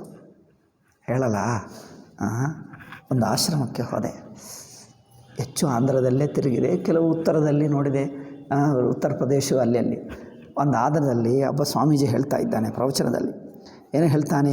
ನಿಮಗೆ ಬ್ರಹ್ಮಜ್ಞಾನ ಆಗಬೇಕಂದ್ರೆ ತಾನೇ ಬ್ರಹ್ಮ ಎಂದು ಗಟ್ಟಿಯಾಗಿ ಹೇಳಬೇಕಂತೆ. ಅದಕ್ಕೋಸ್ಕರ ಏನು ಹೇಳ್ತಾನೆ ಪ್ರವಚನದಲ್ಲಿ? ನೀನೇ ಬ್ರಹ್ಮ ಅಂತ ಹೇಳ್ತಾನೆ ಅಲ್ಲವೇ? ಹೀಗೆ ಹೇಳಿದರೆ ಜ್ಞಾನವಾಗುತ್ತದೆ ನೋಡಿ. ಅದಕ್ಕೋಸ್ಕರ ತಾನೇ ಬ್ರಹ್ಮ ಎಂದು ಹೇಳಬೇಕು. ಹೀಗೆ ಹೆಚ್ಚು ಸಲ ಹೇಳ್ಕೊಂಡ್ರೆ ಗಟ್ಟಿ ಆಗ್ತದ? ಅಥವಾ ನಾನೆಂಬುದನ್ನು ಎಳೆದು ನಾನು ಬ್ರಹ್ಮ ಎಂದು ಹೇಳಿದರೆ ಅಯ್ಯೋ ಇನ್ನೂ ಸಣ್ಣದಾಯ್ದಪ್ಪ, ಇನ್ನೂ ಸ್ವಲ್ಪ ದೊಡ್ಡದು ಬೇಕು ಅಂತ ನಾ ಎಂದು ಶುರು ಮಾಡಿಬಿಟ್ರೆ ಈಗ 10-11 ಆಯಿತು, 12 1 ಗಂಟೆವರೆಗೂ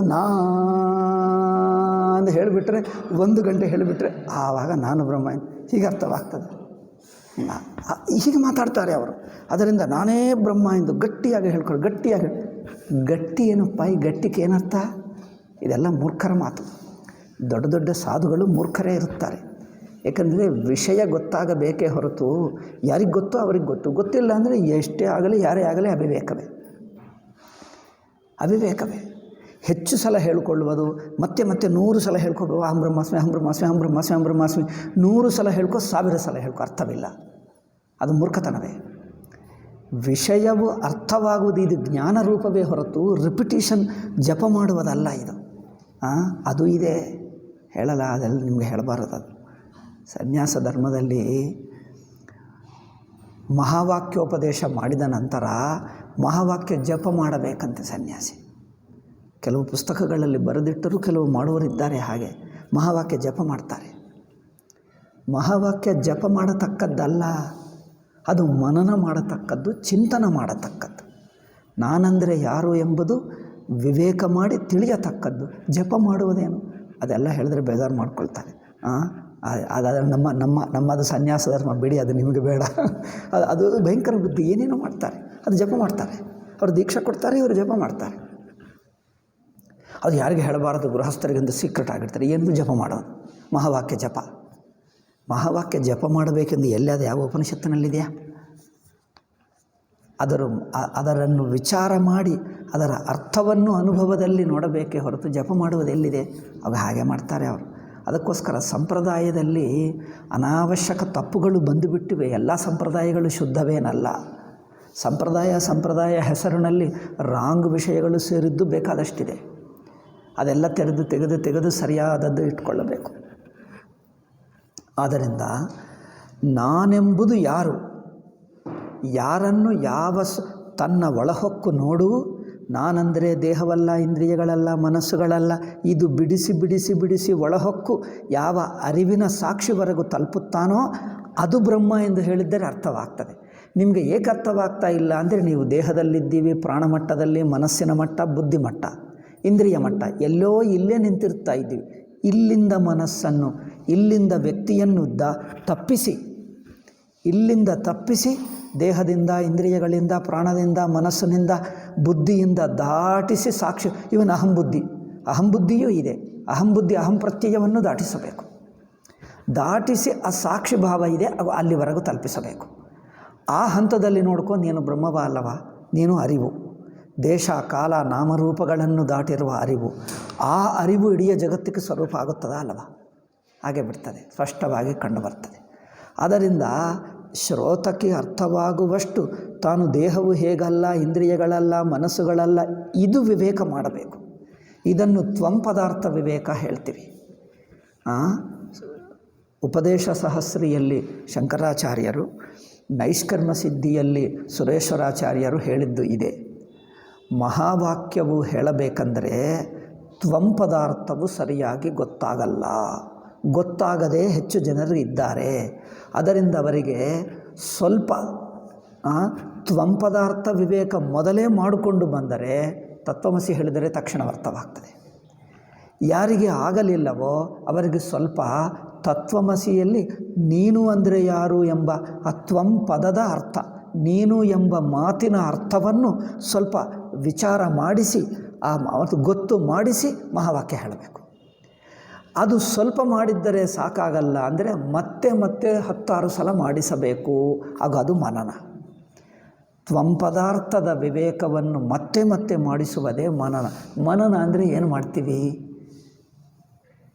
ಈಗ ಇದೇ ಮಾಡ್ತೀವಿ. ನಾನು ಎಂಬ ಮಾತಿನ ಅರ್ಥ, ನಾನು ಯಾರು ಎಂಬುದು ದೇಹ, ಇಂದ್ರಿಯ, ಮನಸ್ಸು, ಬುದ್ಧಿ, ಅಹಂ ಎಂದು ಇವೆಲ್ಲ ಬಿಡಿಸಿ ಇವೆಲ್ಲವನ್ನು ದಾಟಿರುವ ತಾನಿದ್ದಾನೆ. ಆ ತಾನು ಯಾರೋ ಅದು ಸಹಜ ತಾನು. ಆ ಹಂತದಲ್ಲಿ ತಾನು ಬ್ರಹ್ಮ. ಅದು ದಾಟಿಸುವುದಕ್ಕೆ ಮನನ. ಇಲ್ಲಿ ಸ್ವಾಮೀಜಿ ಹೇಳ್ತಾರೆ ನೋಡಿ, ಶ್ರುತಿದರ್ಶಿತ ಮನನಂ ನಾಮ. ನಿನ್ನೆವರೆಗೂ ಶ್ರವಣ ಹೇಳಿದ್ದೇವೆ, ಇವತ್ತು ಮನನ ಹೇಳ್ತಾ ಇದ್ದೇವೆ. ಶ್ರುತಿದರ್ಶಿತ ಮಾರ್ಗೇಣ ಇವ ಅದ್ವಿತೀಯ ಬ್ರಹ್ಮಾತ್ಮ ಸ್ವರೂಪ ನಿಶ್ಚಯಾರ್ಥ. ಅದ್ವಿತೀಯ ಬ್ರಹ್ಮ ತಾನು ಎಂಬ ನಿಶ್ಚಯ ಅಂದರೆ ಜ್ಞಾನಕ್ಕೋಸ್ಕರ ಅನುಶ್ರಿಯಮಾಣ ಅನುಭವಾನುಸಾರಿ ಅನ್ವಯ ವ್ಯತಿರೇಕ ತರ್ಕದಿಂದ ಮನನ ಮಾಡಬೇಕು ಎಂದು ಹೇಳ್ತಾರೆ. ಲಾಜಿಕ್, ತರ್ಕದಿಂದ. ತರ್ಕ ಅಂದರೆ ಲೌಕಿಕರು ಬಳಸುವಂಥ ಲೌಕಿಕ ತರ್ಕ ಅಲ್ಲ, ಶಾಸ್ತ್ರೋಕ್ತ ತರ್ಕ, ಅನುಭವಾನುಸಾರಿ ತರ್ಕ. ಶಾಸ್ತ್ರವು ಹೇಳಿದ್ದು ಅನುಭವಾನುಸಾರಿ ಆಗಿದ್ದು, ಈ ತರ್ಕವೇ ಬಳಸಬೇಕೇ ಹೊರತು ಲೌಕಿಕ ತರ್ಕ ಅಲ್ಲ. ಅವರೇನು ಹೇಳ್ತಾರೆ ವ್ಯಾಖ್ಯಾನಕಾರರು, ಮನನ ಅಂದರೆ ಅನ್ಯ ದರ್ಶನಗಳಿವೆ. ಅಂದರೆ ಏನು? ಅನ್ಯ ಸಂಪ್ರದಾಯದವರು ಏನು ನಾವು ಹೇಳಿದಿನಲ್ಲ, ನ್ಯಾಯ, ವೈಶೇಷಿಕ, ಸಾಂಖ್ಯ, ಪೂರ್ವಮೀಮಾಂಸಾ, ಯೋಗ, ದ್ವೈತ, ವಿಶಿಷ್ಟಾದ್ವೈತ ಮುಂತಾದ ಏನೇನೋ ಸಂಪ್ರದಾಯಗಳಿವೆ. ಅವರವರ ತರ್ಕ ಅವರವರದ್ದು ಏನೋ ಇದೆ.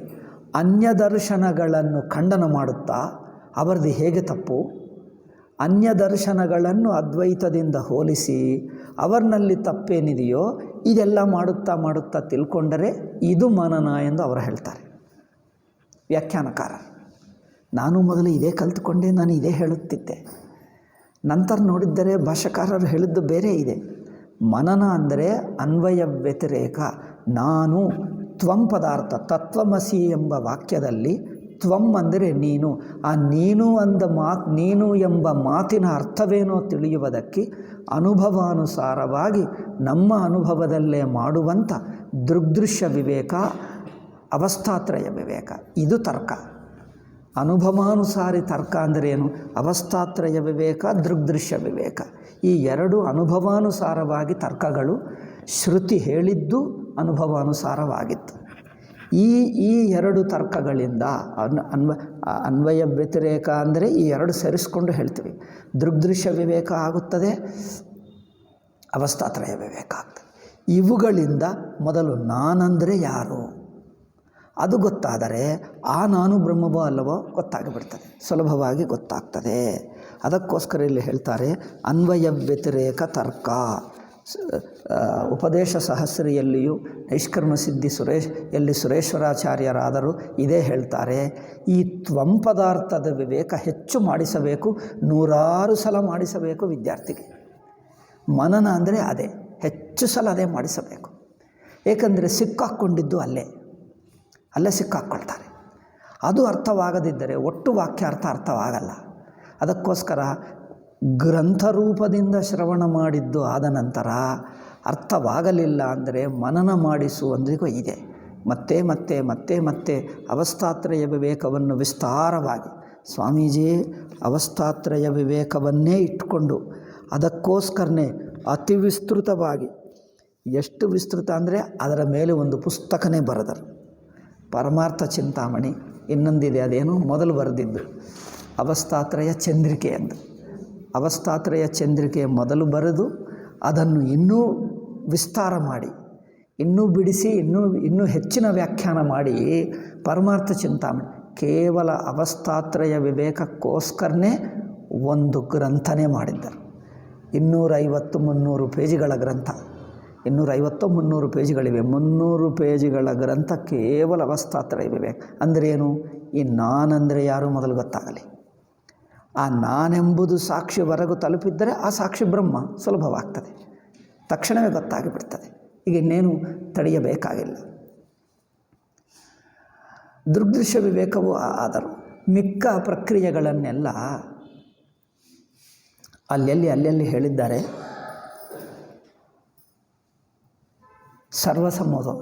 ಸರ್ವಸಮ್ಮತೋಪದೇಶಗಳು ಎಂಬ ಒಂದು ಕನ್ನಡ ಗ್ರಂಥ ಇದೆ. ಅದರಲ್ಲಿ 1, 2, 3 ಅಲ್ಲ, 3, 4, 5 ಅಧ್ಯಾಯಗಳಿವೆ. 3, 4, 5 ಪ್ರಬಂಧಗಳಲ್ಲಿ ಎಲ್ಲ ಪ್ರಕ್ರಿಯೆಗಳನ್ನು ಹೇಳಿಬಿಟ್ಟರು. ದೃಗ್ದೃಶ್ಯ ವಿವೇಕ, ಪಂಚಕೋಶ ವಿವೇಕ, ಇನ್ನು ಸಾಮಾನ್ಯ ವಿಶೇಷ ಎಲ್ಲ ಪ್ರಕ್ರಿಯೆಗಳನ್ನು ಒಂದು ಕಡೆ ಹೇಳಿದ್ದಾರೆ. ಅವಸ್ಥಾತ್ರಯನೂ ಹೇಳಿದ್ದಾರೆ. ಬಟ್ ಅವಸ್ಥಾತ್ರಯ ಬಿಡಿಯಾಗಿ ಒಂದು ಪೂರ್ಣ ಗ್ರಂಥವನ್ನೇ ಮಾಡಿಬಿಟ್ಟರು. ಅಂದರೆ ನಾನು ಯಾರು ಎಂಬುದು ವಿವೇಕ ಬೇಕೇ ಬೇಕು. ಆ ವಿವೇಕವನ್ನು ಮತ್ತೆ ಮತ್ತೆ 100 ಸಲ ಮಾಡಿಸಬೇಕು. ಏಕೆಂದರೆ ತಾನು ಬ್ರಹ್ಮ ಎಂದು ತಿಳಿಯುವುದಕ್ಕೆ ಅದೇ ಅಡ್ಡಿ. ಇದು ಮಾಡಿಸುವುದು ಬಿಟ್ಟು ನಾನು ಹೇಳಿದ್ದೀನಲ್ಲ, ಒಂದು ಆಶ್ರಮಕ್ಕೆ ಹೋದರೆ ಶಂಕರ ಜಯಂತಿಗೆ ನನ್ನನ್ನು ಕರೆದರು. ಅಲ್ಲಿ ಹೋದೆ. ಮರು ದಿವಸ ಪ್ರವಚನ ಹೇಳಬೇಕು. ಈಗ ಆ ದಿವಸ ಒಂದು ದಿವಸ ಮುಂಚೆನೇ ಸಂಧ್ಯೆಗೂ ಆ ಸ್ವಾಮೀಜಿ ಹೇಳ್ತಾ ಇದ್ದಾರೆ.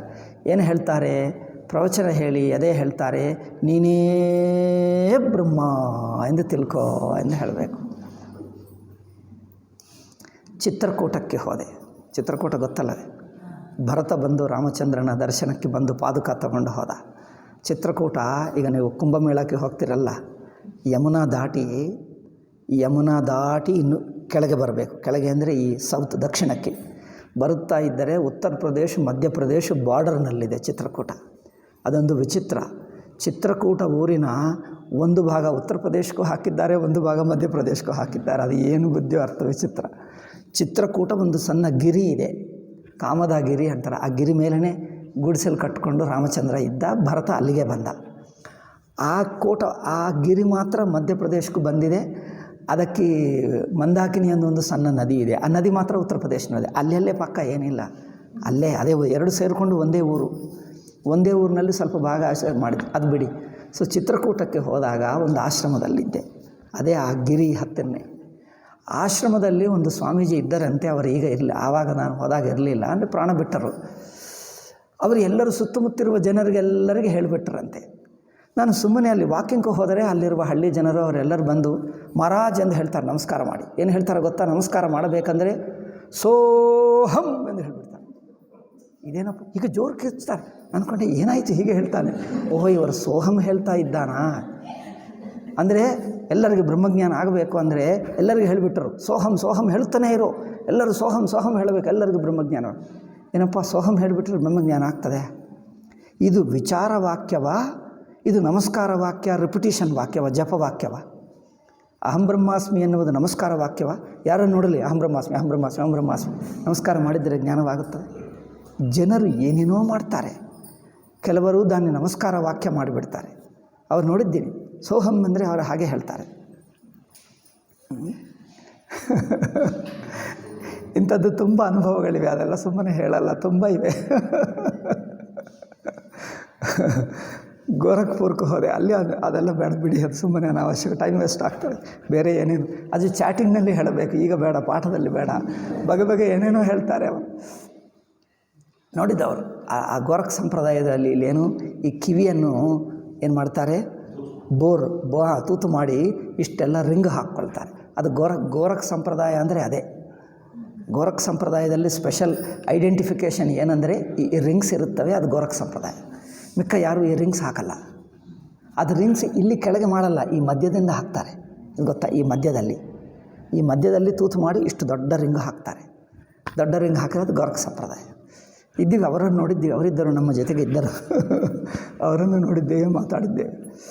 ಅವನು ಕೇಳಿದೆ, ಇದು ಏಕೆ ಹಾಕ್ಕೊಂಡೆ? ಅವ್ರ ಕೋಪ ಬಂತು ಅವನಿಗೆ. ಇದಕ್ಕೆ ಹೇಳಿದೆ ಅಂದರೆ ಹಮಾರ ಸಂಪ್ರದಾಯ ಹೈ ಅಂದರೆ ನಾನು ಅದೇ ಹೇಳಿದ್ದೀನಿ, ಸಂಪ್ರದಾಯ ಆಗಬಹುದು, ಏಕೆ ಹಾಕ್ತಾರೆ ಅಂತ. ಹಮಾರ ಸಂಪ್ರದಾಯ ಹೈ ಅಂತ ಹೇಳ್ತಾರೆ. ಆಯಿತು, ಬಿಟ್ಟೆ. ಅವರು ಕೇಳಿದ್ರೆ ಕೋಪ ಬರ್ತದೆ, ಅವ್ರಿಗೆ ಬಿಟ್ಟೆ. ಅವರು ಒಂದು ಸಾಧು, ಗೋರಖ್ ಸಂಪ್ರದಾಯ ಸಾಧು ಇದ್ದ. ಆಯಿತು, ಅದು ಬಿಡಿ, ಇಂಥದ್ದು ಏನೇನೋ ಇರುತ್ತವೆ. ಅಂದರೆ ಮಹಾವಾಕ್ಯಗಳು ವಿಚಾರ ವಾಕ್ಯಗಳ ಎನ್ಕ್ವೈರಿ ಮಾಡಬೇಕು. ಆ ವಾಕ್ಯದ ಅರ್ಥವು ಅನುಭವದಲ್ಲಿ ಗಮನಿಸುತ್ತಾ ಇರಬೇಕು. ಅದು ವಿಚಾರ ವಾಕ್ಯವ, ನಮಸ್ಕಾರ ವಾಕ್ಯ, ರಿಪಿಟೇಷನ್ ವಾಕ್ಯ. ಅವರು ಹೇಳ್ತಾರೆ ಸೋಹಂ ಎಂದು. ಮತ್ತು ಇನ್ನೊಂದು ಕಡೆ ಅವರು ಹೇಳ್ತಾರೆ ಸೋಹಂ ಮಹಾರಾಜ್ ಎಂದು ಹೇಳ್ತಾರೆ. ಈ ಸೋಹಂ ಏನು ಅಂದರೆ ಅವ್ರ ಗುರುಗಳು ಹೇಳಿದ್ದರಂತೆ, ಅವರಿಗೆ ಯಾರೇ ಬರಲಿ ಆಶ್ರಮಕ್ಕೆ ಎಲ್ಲರೂ ನೋಡಿದರೆ ಸೋಹಂ ಎಂದು ಹೇಳ್ತಾರೆ. ಈಗ ಅವರು ಇನ್ನೇನೋ ಹೇಳ್ತಾ ಇದ್ದಾನ ಎಂದು. ಕೆಲವೊಮ್ಮೆ ಜೋರಾಗಿ ಹೇಳಿದ್ದರೆ ಅವರು ಇನ್ನೇನೋ ಹೇಳ್ತಾ ಇದ್ದಾನೆ. ಮತ್ತೊಂದು ಸಲ ಹೇಳು ಅಂದರೆ ಸೋಹಂ, ಮತ್ತೆ ಜೋರಾಗಿ ಹೇಳಿ, ಇದು ಸೋಹಂ ಎಂದು ಹೇಳ್ತಾ ಇದ್ದಾನೆ ಅಂತ.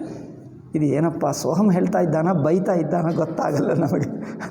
ಅದು ಹಾಗೆ ಮಾಡ್ತಾರೆ, ಇನ್ನೇನೋ ಮಾಡಿಬಿಡ್ತಾರೆ ಅವರು. ಅಂದರೆ ಇವೆಲ್ಲ ವಿಚಾರ ಮಾಡತಕ್ಕದ್ದೇ.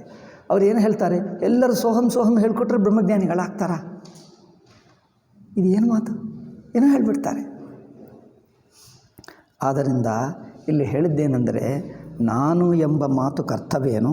ಅನುಭವ ಶಾಸ್ತ್ರ ಹೇಳಿದ್ದೇ ಇರಬೇಕು, ಮತ್ತು ಅನುಭವಾನುಸಾರಿ ಇರಬೇಕು. ಅದನ್ನು ಅನ್ವಯ ವ್ಯತಿರೇಕ ತರ್ಕ ಇತ್ಯುಕ್ತಂ. ಅಷ್ಟೇ. ಅನ್ವಯ ವ್ಯತಿರೇಕ ಇಲ್ಲಿ ತೋರಿಸಲಿಲ್ಲ. ಸ್ವಲ್ಪ ಹೇಳೋಣ, ನಾವು ಹೆಚ್ಚು ಹೇಳುವುದಿಲ್ಲ. ಅನ್ವಯ ವ್ಯತಿರೇಕ. ಅನ್ವಯ ಅಂದರೆ ಏನಂದರೆ ಅನುಗಮನಂ ಅನ್ವಯ, ಅನುಹಯ ಅಂದರೆ ಅದರ ಜೊತೆಗೆ ಇರುವುದು. ಉದಾಹರಣೆಗೆ ನೋಡಿ, ಅಲೆ ಇದೆ ಅಂದರೆ ನೀರಿದ್ದೇ ಇದೆ. ಅಲೆ ನೀರು, ಆ ಉದಾಹರಣದಲ್ಲಿ ನೋಡೋಣ. ಉದಾಹರಣೆ ಹೇಳಿ ಮತ್ತೆ ಅನುಭವಕ್ಕೆ ಬರೋಣ. ಅಲೆ ಇದೆ ಅಂದರೆ ನೀರು ಇದ್ದೇ ಇದೆ, ಇದನ್ನು ಅನ್ವಯ. ಏಕೆಂದರೆ ನೀರಿಲ್ಲದಿದ್ದರೆ ಅಲೆ ಇರೋಕ್ಕೆ ಆಗಲ್ಲ. ಅಲೆ ಕಂಡು ಬರುತ್ತಾ ಇದೆ ಅಂದರೆ ನೀರು ಅವಶ್ಯವಾಗಿ ಇದ್ದೇ ಇದೆ, ಇದು ಅನ್ವಯ. ಅನ್ವಯ ಅಂದರೆ ಅವಶ್ಯವಾಗಿ ಅದರಲ್ಲಿ ಅನುಗತವಾಗಿ ಅದರ ಒಳಹೊಕ್ಕು ಇರತಕ್ಕದ್ದು ಎಂದರ್ಥ. ಅದು ಅವಶ್ಯವಾಗಿದ್ದೇ ಇರುತ್ತದೆ. ಅಲೆ ಇದೆ ಅಂದರೆ ನೀರು ಇದ್ದೇ ಇದೆ ಎಂದರ್ಥ ಅಲ್ಲವೇ? ಅವರ ಚಪ್ಪಲ್ ಇದೆ ಅಂದರೆ ಅವನು ಒಳಗೆ ಇದ್ದೇ ಇದ್ದಾನೆ ಎಂದರ್ಥ ಅಲ್ಲವೇ? ನೀವು ಹೊರಗಿನಿಂದ ಬಂದರೆ ಚಪ್ಪಲ್ ಕಂಡು ಓ ಚಪ್ಪಲಿದೆ ಅಂದರೆ ಒಳಗೆ ಇದ್ದಾನೆ ಎಂದು ಗ್ಯಾರಂಟಿ. ಹಾಗೆ ಅದು ಸುಮ್ಮನೆ ಉದಾಹರಣೆ. ಇಲ್ಲಿ ಅಲೆ ಇದೆ ಅಂದರೆ ನೀರು ಇದ್ದೇ ಇದೆ, ಇದು ಅನ್ವಯ. ವ್ಯತಿರೇಕ ಅಂದರೆ ಏನಂದರೆ ಅಲೆ ಬಿಟ್ಟು ನೀರಿರಬಹುದು. ನೀರು ಇರುವುದಕ್ಕೆ ಅಲೆ ರೂಪದಲ್ಲೇ ಇರಬೇಕಾಗಿಲ್ಲ. ನೀರು ಅಂದರೆ ಅಲೆ ರೂಪದಲ್ಲೇ ಬೇಕಾಗಿಲ್ಲ. ಅಲೆ ರೂಪ ಕಂಪಲ್ಸರಿ ಅಲ್ಲ, ಅಲೆ ರೂಪ ಬಿಟ್ಟು ಇರುತ್ತದೆ ನೀರು. ಅಂದರೆ ಅಲೆ ಇರುವಾಗ ನೀರಿದ್ದೇ ಇರುತ್ತದೆ, ಇದು ಅನ್ವಯ. ಅಲೆ ಇದೆ ಅಂದರೆ ನೀರಿದ್ದೇ ಇದೆ, ನೀರು ತಪ್ಪಲ್ಲ, ಅವಶ್ಯವಾಗಿರುತ್ತದೆ. ಏಕೆಂದರೆ ನೀರಿಲ್ಲದಿದ್ದರೆ ಅಲೆ ಇರುವುದಕ್ಕಾಗಲ್ಲ. ಹಾಗೆ ಅದೇ ನೀರು ಅಲೆ ರೂಪವಾಗಿ ತೋರಿಕೊಂಡಿರಬಹುದು, ಆದರೆ ಅಲೆ ಬಿಟ್ಟು ಇರುತ್ತದೆ. ಅಲೆ ಬಿದ್ದು ಹೋದರೂ ತಾನು ಮಾತ್ರ ಹೋಗಲ್ಲ, ತಾನು ಮಾತ್ರ ಅಲೆಗಿಂತ ಸ್ವತಂತ್ರವಾಗಿರುತ್ತದೆ. ಇದು ಮೊದಲನೆಯದು ಅನ್ವಯ, ಎರಡನೆಯದು ವ್ಯತಿರೇಕ. ಇದು ಅನ್ವಯ ವ್ಯತಿರೇಕ ಎಂಬ ತರ್ಕ. ಇದು ತ್ವಂಪದಾರ್ಥ ವಿವೇಕವನ್ನು ತಿಳಿಯುವುದಕ್ಕೆ ಮನನದಲ್ಲಿ ಬಳಸುವ ತರ್ಕ. ಇದು ಉಪನಿಷತ್ತಿನಲ್ಲಿದೆ. ಆದರೆ ಉಪನಿಷತ್ತಿನಲ್ಲಿ ಒಂದು ಸಲ ಹೇಳ್ತಾರೆ, ಒಂದು ಸಲ ಹೇಳಿಬಿಟ್ಟರೆ ಉತ್ತಮಾಧಿಕಾರಿಗೆ ನೇರಾಗಿ ಮಹಾವಾಕ್ಯ ಅರ್ಥವಾಗ್ತದೆ. ಯಾರಿಗೆ ಅರ್ಥವಾಗಲಿಲ್ಲವೋ ಆ ಒಂದು ಸಲ ಹೇಳಿದ್ದನ್ನು ಇಟ್ಕೊಂಡು ಈಗ ಅದನ್ನೇ ಅನೇಕ ಸಲ ಮನನ ಮಾಡಬೇಕು. ಶ್ರವಣದಲ್ಲಿ ಬಳಸಿರುವಂಥ ಅನ್ವಯ ವ್ಯತಿರೇಕ ತರ್ಕವನ್ನು ಮನನದಲ್ಲಿ ಅದನ್ನೇ ವಿಶೇಷವಾಗಿ ಹೆಚ್ಚು ಸಲ, ಯಾವುದೇ ಒಂದು ಪಾಠ ಹೇಳಿದ್ದರೆ ಶಾಲೆಯಲ್ಲಿ ಒಂದು ಪಾಯಿಂಟ್ ಅರ್ಥವಾಗದಿದ್ದರೆ ಅದನ್ನೇ ಹೆಚ್ಚಾಗಿಟ್ಕೊಂಡು 4-6 ಸಲ ಇನ್ನೂ ಚೆನ್ನಾಗಿ ಮನನ ಮಾಡಿ ಅರ್ಥ ಮಾಡ್ಕೊಳ್ತೀವಲ್ಲ. ಮಿಕ್ಕದಲ್ಲಿ ಅರ್ಥವಾಯಿತು, ಇದು ಒಂದೇ ಸರಿಯಾಗಿ ಅರ್ಥವಾಗಲ್ಲ, ಅದನ್ನೇ ಸ್ವಲ್ಪ ಹೆಚ್ಚು ಸಲ ಮತ್ತೆ ಮನನ ಮಾಡಿ ಅರ್ಥ ಮಾಡ್ಕೊಳ್ತೀವಲ್ಲ. ಹಾಗೆ ಈ ಮನನದಲ್ಲಿ ಅನ್ವಯ ವ್ಯತಿರೇಕವನ್ನೇ ಪ್ರತ್ಯೇಕವಾಗಿ ಇಟ್ಕೊಂಡು ಈಗ ಮಿಕ್ಕದೆಲ್ಲ ಗೊತ್ತಾಯಿತು, ಇದೊಂದೇ ಗಟ್ಟಿಯಾಗಬೇಕು. ಅದರಿಂದ ಮತ್ತೆ ಮತ್ತೆ ಅನ್ವಯ ವ್ಯತಿರೇಕ ಮಾಡ್ತೀವಿ. ದೇಹವಿದೆ ಅಂದರೆ ನೋಡಿ, ಹೊರಗೆ ದೇಹವಿದೆ ಅಂದರೆ ದೇಹದ ಅರಿವು ಇದ್ದೇ ಇದೆ ಅಲ್ಲವೇ? ಅರಿವಿನಲ್ಲೇ ದೇಹವಿದೆ ಎಂದರ್ಥ. ದೇಹವಿದೆ ಅಂದರೆ ನನಗೆ ದೇಹವಿದೆ ಅಂದರೆ ಹೇಗೆ ಗೊತ್ತು? ದೇಹವಿದೆ ಅಂದರೆ ಹೇಗೆ ಗೊತ್ತು? ಕಣ್ಣಿನಿಂದ ನೋಡ್ತೀರಾ, ಕೈಯಿಂದ ಮುಟ್ಟಿಕೊಂಡು ನೋಡ್ತೀರಾ? ಕೈಯಿಂದ ಮುಟ್ಟದಿದ್ದರೂ ಗೊತ್ತಾಗ್ತದೆ. ಕಣ್ಣಿನಿಂದ ನೋಡದಿದ್ದರೂ ಕಣ್ಣು ಮುಚ್ಚಿಕೊಂಡರೂ ದೇಹವಿದೆ ಎಂದು ಗೊತ್ತಾಗ್ತದೆ. ದೇಹವಿದೆ ಎಂದು ಒಳಗಿನ ಅರಿವಿನಿಂದ ಒಳಗಿನ ಮನಸ್ಸು ಗೊತ್ತಾಗ್ತದೆ ಅಲ್ಲವೇ? ಮನಸ್ಸು ಅಂದರೆ ಅರಿವಿನ ಒಂದು ಹಂತಕ್ಕೆ ಮನಸ್ಸು ಹೇಳ್ತೀವಿ. ಒಳಗಿನ ಅರಿವಿಗೆ ತನಗೆ ದೇಹವಿದೆ ಅಂದರೆ ನಾನು, ದೇಹ ಹೇಗೆ ಗೊತ್ತಾಗ್ತದೆ? ನಾನು ಇಲ್ಲಿದ್ದೇನೆ ಅನಿಸುತ್ತದೆ. ಇಲ್ಲಿ ಅಂದರೆ ಏನು? ಜಾಗ ಸ್ಥಾನ. ದೇಹವು ಇಲ್ಲಿರುವುದರಿಂದ ದೇಹದ ಸ್ಥಾನವನ್ನು ನನ್ನ ಮೇಲೆ ಹಾಕ್ಕೊಂಡು ನಾನೀಗ ಇಲ್ಲಿದ್ದೇನೆ ಅನಿಸುತ್ತದೆ. ಅಂದರೆ ದೇಹ ತನ್ನ ಅರಿವಿನಲ್ಲೇ ದೇಹ ಗೊತ್ತಾಗ್ತದೆ. ಅಂದರೆ ದೇಹವಿದೆ ಅಂದರೆ ಒಳಗಿನ ಅರಿವಿದ್ಯೇ ಇದೆ. ಅರಿವಿಲ್ಲದೆ ದೇಹವಿರುವುದಿಲ್ಲ ಅಲ್ಲವೇ? ಸುಷುಪ್ತಿಯಲ್ಲಿ ದೇಹವಿಲ್ಲ. ಏಕೆ? ದೇಹದ ಅರಿವಿಲ್ಲ. ದೇಹದ ಅರಿವಿಲ್ಲ ಅಂದರೆ ದೇಹವಿದೆ ಅಂದರೆ ದೇಹದ ಅರಿವಿರುತ್ತದೆ. ಅಂದರೆ ಅರಿವಿನಲ್ಲೇ ದೇಹ ತೋರ್ತದೆ. ಆದರೆ ಆ ಅರಿವು ದೇಹ ಬಿಟ್ಟು ಇರುತ್ತದೆ. ದೇಹ ಬಿಟ್ಟು ಏಕೆಂದರೆ ಕನಸಿನಲ್ಲಿರುತ್ತದೆ ಅಥವಾ ಇಲ್ಲೇ ಯಾವುದೇ ನೀವು ಧ್ಯಾನ ಮಾಡುತ್ತಾ ಕಣ್ಣು ಮುಚ್ಚಿಕೊಂಡು ಧ್ಯಾನ ಮಾಡ್ತಾ ಇದ್ದರೆ, ಯಾವುದೇ ಮನನ ಚಿಂತನ ಜಪ ಮಾಡ್ತಾ ಇದ್ದರೆ ದೇಹವನ್ನು ಮರೆತು ಹೋಗಿ ಇರುತ್ತದಾ ಅಲ್ಲವಾ? ನೀವು ಮನಸ್ಸಿನಲ್ಲಿ ಯಾವುದೇ ಒಂದು ಯೋಚನದಲ್ಲಿ ನಿಮಗ್ನವಾಗಿದ್ದರೆ ದೇಹವಿದ್ಯೆ ಗೊತ್ತಾಗಲ್ಲ. ಅಂದರೆ ಅರಿವಿನಲ್ಲಿ ದೇಹವಿದ್ದರೆ ಅರಿವಿದ್ಯೆ ಇದೆ, ಅನ್ವಯ ಆಯಿತು. ಆ ಅರಿವು ದೇಹವನ್ನು ಬಿಟ್ಟಿದ್ದರೂ ಅರಿವು ಮಾತ್ರ ಇರುತ್ತದೆ. ಇದು ವ್ಯತಿರೇಕ ಆಯಿತು. ಈಗ ಇದು ಅನ್ವಯ ವ್ಯತಿರೇಕ ಮಾಡುತ್ತಾ ಇರಬೇಕು. ಈಗ ಕಣ್ಣು ಅಷ್ಟೇ, ಇಂದ್ರಿಯಗಳು ಅಷ್ಟೇ. ಇಂದ್ರಿಯ ಇದೆ ಅಂದರೆ ಅರಿವಿದ್ಯೆ ಇದೆ. ಅರಿವಿಲ್ಲದೆ ಇಂದ್ರಿಯ ಇರುತ್ತದೆ? ಇಂದ್ರಿಯ ಅಂದರೆ ಅರಿವೇ. ಇಂದ್ರಿಯಗಳು ಏನು ಮಾಡ್ತವೆ? ತಿಳ್ಕೊಳ್ತವೆ. ಕಣ್ಣಿನಿಂದ ಬಣ್ಣ ತಿಳ್ಕೊಳ್ತೀವಿ, ಕಿವಿಯಿಂದ ಶಬ್ದವನ್ನು ತಿಳ್ಕೊಳ್ತೀವಿ, ಇನ್ನೇನು ಸ್ಪರ್ಶದಿಂದ ಏನದು ಬಿಸಿಯಾಗಿದೆಯೋ ತಂಪಾಗಿದೆಯೋ ತಿಳ್ಕೊಳ್ತೀವಿ. ಹೀಗೆ ಇಂದ್ರಿಯಗಳಿಂದ ವಿಷಯ ಗೊತ್ತಾಗ್ತಾ ಇದೆ. ಅಂದ್ರೇನು? ಇಂದ್ರಿಯಗಳು ಅಂದರೆ ಅರಿವುಗಳೇ. ಕಿರಣಗಳು, ಸೂರ್ಯನ ಕಿರಣಗಳು, ದೀಪದ ಕಿರಣಗಳು ಹೇಗಿವೆಯೋ ಅದು ಕಿರಣವೇ. ಕಣ್ಣಿನಲ್ಲಿ ಇರುವುದು ಅರಿವೇ, ಕಿವಿಯಲ್ಲಿರುವುದು ಅರಿವೇ. ಆ ಅರಿವಿಕೆ ಗೊತ್ತಾಗುವುದು ಬೇರೆ. ನೋಟ ಅಂದ್ರೇನು? ಅರಿವೇ. ಕೇಳುವಿಕೆ ಅಂದ್ರೇನು? ಅರಿವೇ. ಸ್ಪರ್ಶ ಅಂದ್ರೇನು? ಅದೊಂದು ಅರಿವೇ. ಆ ಅರಿವಿಕೆ ಬಿಸಿ ತಂಪು ಗೊತ್ತಾದರೆ ಸ್ಪರ್ಶೇಂದ್ರಿಯ ಹೇಳ್ತೀವಿ, ಬಟ್ ಅರಿವು ಒಂದೇ ಅಲ್ಲವೇ? ಕಣ್ಣಿನಲ್ಲಿ ನೋಟ ಅಂದ್ರೇನು? ಅರಿವೇ. ಆ ಅರಿವಿಗೆ ಬಣ್ಣ ಗೊತ್ತಾದರೆ ಕಣ್ಣು ಹೇಳ್ತೀವಿ, ನೋಟ ಹೇಳ್ತೀವಿ. ಶಬ್ದ ಗೊತ್ತಾದರೆ ಕಿವಿ ಎಂದು ಹೇಳ್ತೀವಿ. ರುಚಿ ಗೊತ್ತಾದರೆ ನಾಲಿಗೆ, ರಸನೇಂದ್ರಿಯ ಎಂದು ಹೇಳ್ತೀವಿ. ಇಂದ್ರಿಯ ನಾಲಿಗೆ ಅಲ್ಲ. ನಾಲಿಗೆ ಅಂದರೆ ನಾವು ಬಣ್ಣ ನೋಡ್ತೀವಿ. ಈ ನಾಲಿಗೆ ಚರ್ಮ ಇದೆ, ಅದಲ್ಲ. ನಾಲಿಗೆಯಲ್ಲಿ ಒಂದು ರಸನ ಇಂದ್ರಿಯ ಇದೆ. ಇಂದ್ರಿಯ ಅಂದರೆ ಅರಿವು. ನಾಲಿಗೆಯಲ್ಲಿ ಏನದು ರುಚಿಯನ್ನು ಗೊತ್ತು ಮಾಡಿಕೊಳ್ಳುವ ಆ ಅರಿವಿನ ಸಾಮರ್ಥ್ಯ ಇದೆ ನೋಡಿ, ಅದು ಇಂದ್ರಿಯ. ನಾಲಿಗೆ ಅಂದರೆ ಈ ಚರ್ಮ ಭಾಗವು ಇಂದ್ರಿಯ ಅಲ್ಲ, ಚರ್ಮದಲ್ಲಿ ಇಂದ್ರಿಯ ಇದೆ. ಚರ್ಮದಲ್ಲಿ ಇದು ನಾಲಿಗೆ ಎನ್ನುವುದು ಸ್ಥಾನ ಮಾತ್ರ. ಕುರ್ಚಿಯಲ್ಲಿ ಮನುಷ್ಯ ಕೂತಿದ್ದರೆ ಕುರ್ಚಿಯನ್ನು ಮನುಷ್ಯ ಹೇಳಲ್ಲ. ಕುರ್ಚಿಯಲ್ಲಿ ಕುಳಿತಿರುವವನು ಮನುಷ್ಯ, ಕುರ್ಚಿ ಮನುಷ್ಯ ಅಲ್ಲ. ಕುರ್ಚಿ ಸುಮ್ಮನೆ ಅದು ಸ್ಥಾನ ಅಷ್ಟೇ. ಹಾಗೆ ನಾಲಿಗೆ ಎನ್ನುವುದು ಸ್ಥಾನ. ನಾಲಿಗೆಯಲ್ಲಿ ಇಂದ್ರಿಯ ಇದೆ. ಇಂದ್ರಿಯ ಅಂದರೆ ನಾಲಿಗೆಯಲ್ಲಿ ಎರಡೂ ಇದೆ. ಸ್ಪರ್ಶ ಇದೆ, ಇಂದ್ರಿಯ ಇದೆ. ಮಾತಾಡ್ತದೆ, ಮೂರು ಇದೆ. ನಾಲಿಗೆಗೂ ಸ್ಪರ್ಶ ಇದೆ ಅಲ್ಲವೇ? ಯಾವುದಾದರೂ ರುಚಿ ಗೊತ್ತಾಗಲ್ಲ ಅಂದರೆ ಏನು? ಯಾವುದೋ ರೋಗ ಬಂದರೆ ರುಚಿ ಗೊತ್ತಾಗಲ್ಲ, ರುಚಿ ಹೋಯಿತು ಹೇಳ್ತಾರೆ. ಆದರೆ ನಾಲಿಗೆಗೆ ಮುಟ್ಟಿದ್ದರೆ ಸ್ಪರ್ಶ ಗೊತ್ತಾಗ್ತದೆ. ಅದರಿಂದ ಸ್ಪರ್ಶೇಂದ್ರಿಯ ಇದೆ. ನಾಲಿಗೆಯಲ್ಲಿ ಸ್ಪರ್ಶೇಂದ್ರಿಯ ಇದೆ. ಯಾವುದಾದರೂ ವಸ್ತು ಹಾಕಿಬಿಟ್ಟರೆ ರುಚಿ ತಕ್ಷಣವೇ ಗೊತ್ತಾಗ್ತದೆ. ಅಂದರೆ ನಾಲಿಗೆಯಲ್ಲಿ ಆ ರುಚಿ ಗೊತ್ತಾಗುವಂಥ ಇಂದ್ರಿಯ ಶಕ್ತಿ ಇದೆ. ಅರಿವು ಅಂದರೆ ಆ ತಿಳ್ಕೊಳ್ಳುವ ಸಾಮರ್ಥ್ಯ ಇದೆ. ಮತ್ತೆ ಮಾತಾಡ್ತದೆ. ನಾಲಿಗೆ ಹೀಗೆ ಅಲಗಾಡಿ ಮಾತಾಡ್ತದೆ ಅಂದರೆ ಅರ್ಥವೇನು? ವಿವಿಧ ಶಬ್ದಗಳನ್ನು ಉತ್ಪತ್ತಿ ಮಾಡ್ತದೆ. ಶಬ್ದಗಳು ಹೇಗೆ ಉತ್ಪತ್ತಿ ಮಾಡ್ತವೆ ಎನ್ನುವುದು ತುಂಬ ಶಾಸ್ತ್ರದಲ್ಲಿ ದೊಡ್ಡ ಚರ್ಚೆ ನಡೆದಿದೆ, ಗೊತ್ತಾ? ಅದನ್ನು ಒಂದು ಎಲ್ಲಿ ತರ್ಕಶಾಸ್ತ್ರದಲ್ಲಿ ಅಲ್ಲ, ವ್ಯಾಕರಣಶಾಸ್ತ್ರದಲ್ಲಿ ಹೇಳ್ತೀವಿ. ವ್ಯಾಕರಣದಲ್ಲಿ, ಮೀಮಾಂಸದಲ್ಲಿ ಹೇಳ್ತಾರೆ, ದೊಡ್ಡ ಶಾಸ್ತ್ರ. ನಾವು ಉದಾಹರಣೆಗೋಸ್ಕರ ನಮ್ಮ ಶಾಸ್ತ್ರಕಾರರು ಹೇಗೆ ಹೇಳ್ತಾರೆ, ಇದು ವೇದಾಂತದ ಸಂದರ್ಭ ಅಲ್ಲ, ಸುಮ್ಮನೆ ಜನರಲ್ ನಾಲೆಜ್ಗೋಸ್ಕರ ಹೇಳ್ತಾ ಇದ್ದೇನೆ. ಅಪ್ರಯತ್ನವಾಗಿ ಬಾಯಿ ತೆಗೆದು ಆ ಎಂದು ಹೇಳಿಬಿಟ್ರೆ ಫಸ್ಟ್ ಅಕ್ಷರ ಅಕಾರ ಅಲ್ಲವೇ? ಮೊಟ್ಟ ಮೊದಲನೆಯದು ಅಪ್ರಯತ್ನವಾಗಿ, ಅಪ್ರಯತ್ನ ಅಂದರೆ ಮೊದಲನೆಯ ಅಕ್ಷರ ಅಕಾರ. ಆ ಎಂದು ತೆಗೆದುಬಿಟ್ಟು ಗಾಳಿಯನ್ನು ಹೊರಗೆ ಹಾಕಿಬಿಟ್ಟರೆ ಅದು ಆ ಎಂದು ಹೇಳ್ತದೆ ಶಬ್ದ. ಆ ಎನ್ನುವುದು ಮೂಲ ಅಕ್ಷರ. ಎಲ್ಲ ಭಾಷಕ್ಕೆ ಮೂಲ ಧ್ವನಿ ಅಕಾರ. ಅಕ್ಷರಾಣ ಮಕಾರೋಸ್ಮಿ ಭಗವದ್ಗೀತೆಯಲ್ಲಿ ಹೇಳಿದ್ದು ಎಲ್ಲ ಅಕ್ಷರಗಳಿಗೆ ಅಕಾರ. ಅಕಾರದ ಮಾಡಿಫೈಡ್ ಸ್ಟೇಟೇ ಇತರ ಅಕ್ಷರಗಳು, ಗೊತ್ತಾ? ಇತರ ಅಕ್ಷರಗಳು ಅಕ್ಷರಗಳಲ್ಲ.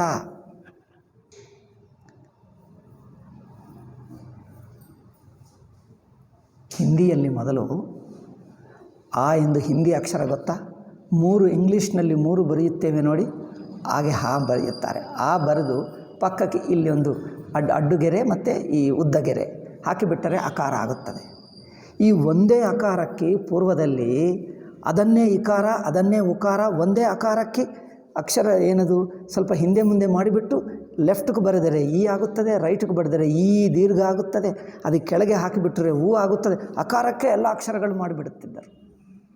ಅಂದರೆ ಅಕಾರ ಸೌಂಡೇ ನಾಲಿಗೆ ಬದಲಾಯಿಸ್ತಾ ಇರುವಾಗ ಇನ್ನೊಂದು ಸೌಂಡ್ ಆಗಿಬಿಡ್ತದೆ. ಬಟ್ ಮೂಲ ಸೌಂಡ್ ಅಕಾರವೇ. ಆ ಎಂದು ಮೊದಲು ಬಾಗಿಲು ತೆಗೆದು ಈ ಬಾಯಿಯನ್ನು ಹತ್ತಿರ ತಂದುಬಿಟ್ರೆ ಈ ಆಗಿಬಿಡ್ತದೆ, ಅದೇ ಈ ಆಗುತ್ತದೆ. ಈ ಬೇರೆ ಅಕ್ಷರ ಅಲ್ಲ, ಅಕಾರ ಸೌಂಡೇ ಸ್ವಲ್ಪ ಬದಲಾಯಿಸಿದಾಗ ಈ ಆಗುತ್ತದೆ ಅಲ್ಲವೇ? ಒಂದೇ ಬಟ್ಟೆಯನ್ನು ಹೀಗೆ ಬದಲಾಯಿಸಿದರೆ ಒಂದೊಂದು, ಹೀಗೆ ಒಂದು ಉದ್ದ ಮಾಡಿದರೆ ಒಂದು, ಹೀಗೆ ಏನು ಮಡಚಿದ್ದರೆ ಇನ್ನೊಂದು, ಹೀಗೆ ಮಾಡಿದರೆ ಇನ್ನೊಂದು ಮಡಿಸ್ತಾ ಇದ್ದೀವಿ. ಅಕಾರವನ್ನು ಬಗೆ ಬಗೆ ಮಡಚಿ ಹೊಸ ಹೊಸ ಅಕ್ಷರಗಳು ತಯಾರು ಮಾಡ್ತಾ ಇದ್ದೀವಿ ಅಷ್ಟೇ. ಮಿಕ್ಕ ಅಕ್ಷರಗಳೆಲ್ಲ ಅಕಾರದ ರೂಪಾಂತರಗಳೇ. ನಾವು ನೃತ್ಯ ಮಾಡುವಾಗ ವಿವಿಧ ಭಂಗಿಗಳು ಹೇಗೆ ಮಾಡ್ತೀವೋ ಹಾಗೆ ಅಕಾರವೇ ಮೂಲಧ್ವನಿ. ಆ ಮೂಲಧ್ವನಿ ಬಗೆ ಬಗೆ ರೂಪುಗಳನ್ನು ತಾಳಿ ಮಿಕ್ಕ ಅಕ್ಷರಗಳು ಈ ಊ ಇವೆಲ್ಲವೂ ಮಿಕ್ಕ ಅಕ್ಷರಗಳೆಲ್ಲ ಅಕಾರದ ರೂಪಗಳೇ. ಇದನ್ನು ದೊಡ್ಡ ಸೈನ್ಸ್ ಮಾಡಿಬಿಟ್ಟರು ನಮ್ಮ ವ್ಯಾಕರಣ ಶಾಸ್ತ್ರದಲ್ಲಿ. ಅಕ್ಷರಾಣ ಮಕಾರೋಸ್ಮಿ ಇಟ್ಕೊಂಡು ಆ ಅಕಾರವೇ ಇನ್ನೊಂದು ಅಕ್ಷರವು ಹೇಗೆ ಬದಲಾಯಿಸ್ತದೆ. ಅದಕ್ಕೆ ಪ್ರಯತ್ನ, ಸ್ಥಾನ. ಬಾಯಿಯಲ್ಲಿ 5 ಸ್ಥಾನಗಳಿರುತ್ತವೆ. 5 ಸ್ಥಾನಗಳಿಂದ ಅಕ್ಷರಗಳು ಉತ್ಪನ್ನವಾಗುತ್ತವೆ. ಪ್ರಯತ್ನ ಸ್ಥಾನ, ಯಾವ ಸ್ಥಾನದಿಂದ ಯಾವ ಅಕ್ಷರ, ಯಾವ ಪ್ರಯತ್ನದಿಂದ ಸ್ಥಾನಗಳು 5, ಪ್ರಯತ್ನಗಳು 5. ಪ್ರಯತ್ನಗಳು ಮತ್ತು 2 ಬಗೆ, ಅಂತರ ಪ್ರಯತ್ನ, ಬಾಹ್ಯ ಪ್ರಯತ್ನ. ಅಂತರ ಪ್ರಯತ್ನಗಳು 5, ಬಾಹ್ಯ ಪ್ರಯತ್ನಗಳು 11. ಇದೆಲ್ಲ ದೊಡ್ಡ ಸೈನ್ಸು. ಸೌಂಡ್ ಹೇಗೆ ಉತ್ಪತ್ತಿ ಆಗುತ್ತದೆ ಎನ್ನುವುದಕ್ಕೆ ಎಷ್ಟೆಷ್ಟು ಮಾಡಿದ್ದಾರೆ ನೋಡಿ. ವೇದಾಂಗದಲ್ಲಿ ಶಿಕ್ಷಾ ಎಂದು ಒಂದು ವೇದಾಂಗವೇ ಇದೆ. ಶಿಕ್ಷಾ ಅಂದರೆ ಉಚ್ಚಾರಣ ಶಾಸ್ತ್ರ, ಫೋನೆಟಿಕ್ಸ್. ವೇದಾಂಗದಲ್ಲಿ 6 ವೇದಾಂಗಗಳಲ್ಲವೇ, ಫೋನೆಟಿಕ್ಸ್ ಒಂದು ಶಾಸ್ತ್ರವೇ ಇದೆ. ಅದು ಸ್ವಲ್ಪ ಕಲಿತುಕೊಂಡರೆ ವೇದಮಂತ್ರ ಉಚ್ಚಾರಣೆ ಕರೆಕ್ಟ್ ಆಗ್ತದೆ, ಇಲ್ಲದಿದ್ದರೆ ತಪ್ಪುಗಳಾಗ್ತವೆ. ಅವರಿಗೆ ಹೇಳ್ಕೊಡ್ತಾರೆ, ಮಕ್ಕಳಿಗೆ ಹೊಸ ಮಕ್ಕಳು ಬಂದರೆ ಮೊದಲು 3 ತಿಂಗಳು 6 ತಿಂಗಳು ಆಗ್ತದೆ ಅದು ಸರಿಯಾಗಿ ಆ ಸ್ವರ ಬರುವುದಕ್ಕೆ. ಯಾಕಂದರೆ ಕರೆಕ್ಟ್ ಸ್ವರ ಹೇಳಬೇಕು. ಅದಕ್ಕೆ ಒಂದೊಂದು ಅಕ್ಷರಕ್ಕೆ ಒಂದೊಂದು ಸ್ವರ ಇರುತ್ತದೆ. ಎಲ್ಲಿಂದ ಯಾವ ಸ್ಥಾನದಿಂದ ಅಕ್ಷರ ಹೇಳಬೇಕು. ನೀವು ನೋಡಿದ್ದೀರಾ, ಸಕಾರಗಳು 3 ಇವೆ, ಶ ಶ ಸ. 3 ಒಂದೇ ಅಲ್ಲ, ಎಲ್ಲಿ ಯಾವುದು ಹೇಳಬೇಕು ಅದು ಹೇಳಬೇಕು. ವಿಶೇಷ ಹೇಳ್ತೀವಿ ನೋಡಿ, ಶ ಬೇರೆ ಸ ಬೇರೆ, ಶ ಬೇರೆ. ಮತ್ತು ಇದೆಲ್ಲ ಒಂದೇ ಅಲ್ಲ, ಇದಕ್ಕೆ ಸ್ಥಾನ ಇದೆ. ನಾಲಿಗೆ ಹೇಗೆ ತಿರುಗಿದ್ದರೆ 1ನೇ ಶ, ಹೇಗೆ ತಿರುಗಿದ್ದರೆ 2ನೇ ಶ, ಇನ್ನು ಹೇಗೆ ತಿರುಗಿಸಿದ್ದರೆ 3ನೇ ಸ. ಯಾವ ಅಕ್ಷರ ಯಾವ ಸ್ಥಾನದಿಂದ ಬರುತ್ತದೆ ಅದಕ್ಕೆ ಸ್ಥಾನ ಇದೆ. ಬಾಯಿಯಲ್ಲಿ 5 ಸ್ಥಾನಗಳಿವೆ. ಮತ್ತು ಪ್ರಯತ್ನಗಳಿವೆ. ಪ್ರಯತ್ನಕ್ಕೆ ಆ ಪ್ರಯತ್ನ ಏನು ಅದಕ್ಕೆ ಹೆಸರು. 5 + 11 16 ಪ್ರಯತ್ನಗಳಿವೆ. 16 ಪ್ರಯತ್ನಗಳು, 5 ಸ್ಥಾನಗಳು. ಅದರಿಂದ ಕರೆಕ್ಟ್ ಅಕ್ಷರ ಉಚ್ಚಾರಣೆ ಮಾಡೋಕ್ಕಾಗ್ತದೆ. ಮತ್ತು ಅದಕ್ಕೆ ಏನು ಸ್ವರ ಇದೆ, ಮತ್ತು ಉದಾತ್ತ ಅನುದಾತ್ತ ಸ್ವರಿತ, ಇದೆಲ್ಲ ದೊಡ್ಡ ಸೈನ್ಸ್, ಅದು ಬಿಡಿ, ಅದೆಲ್ಲ ಬೇಡ. ಆದರೆ ಇಷ್ಟೆಲ್ಲ ಅಕಾರ ಒಂದೇ.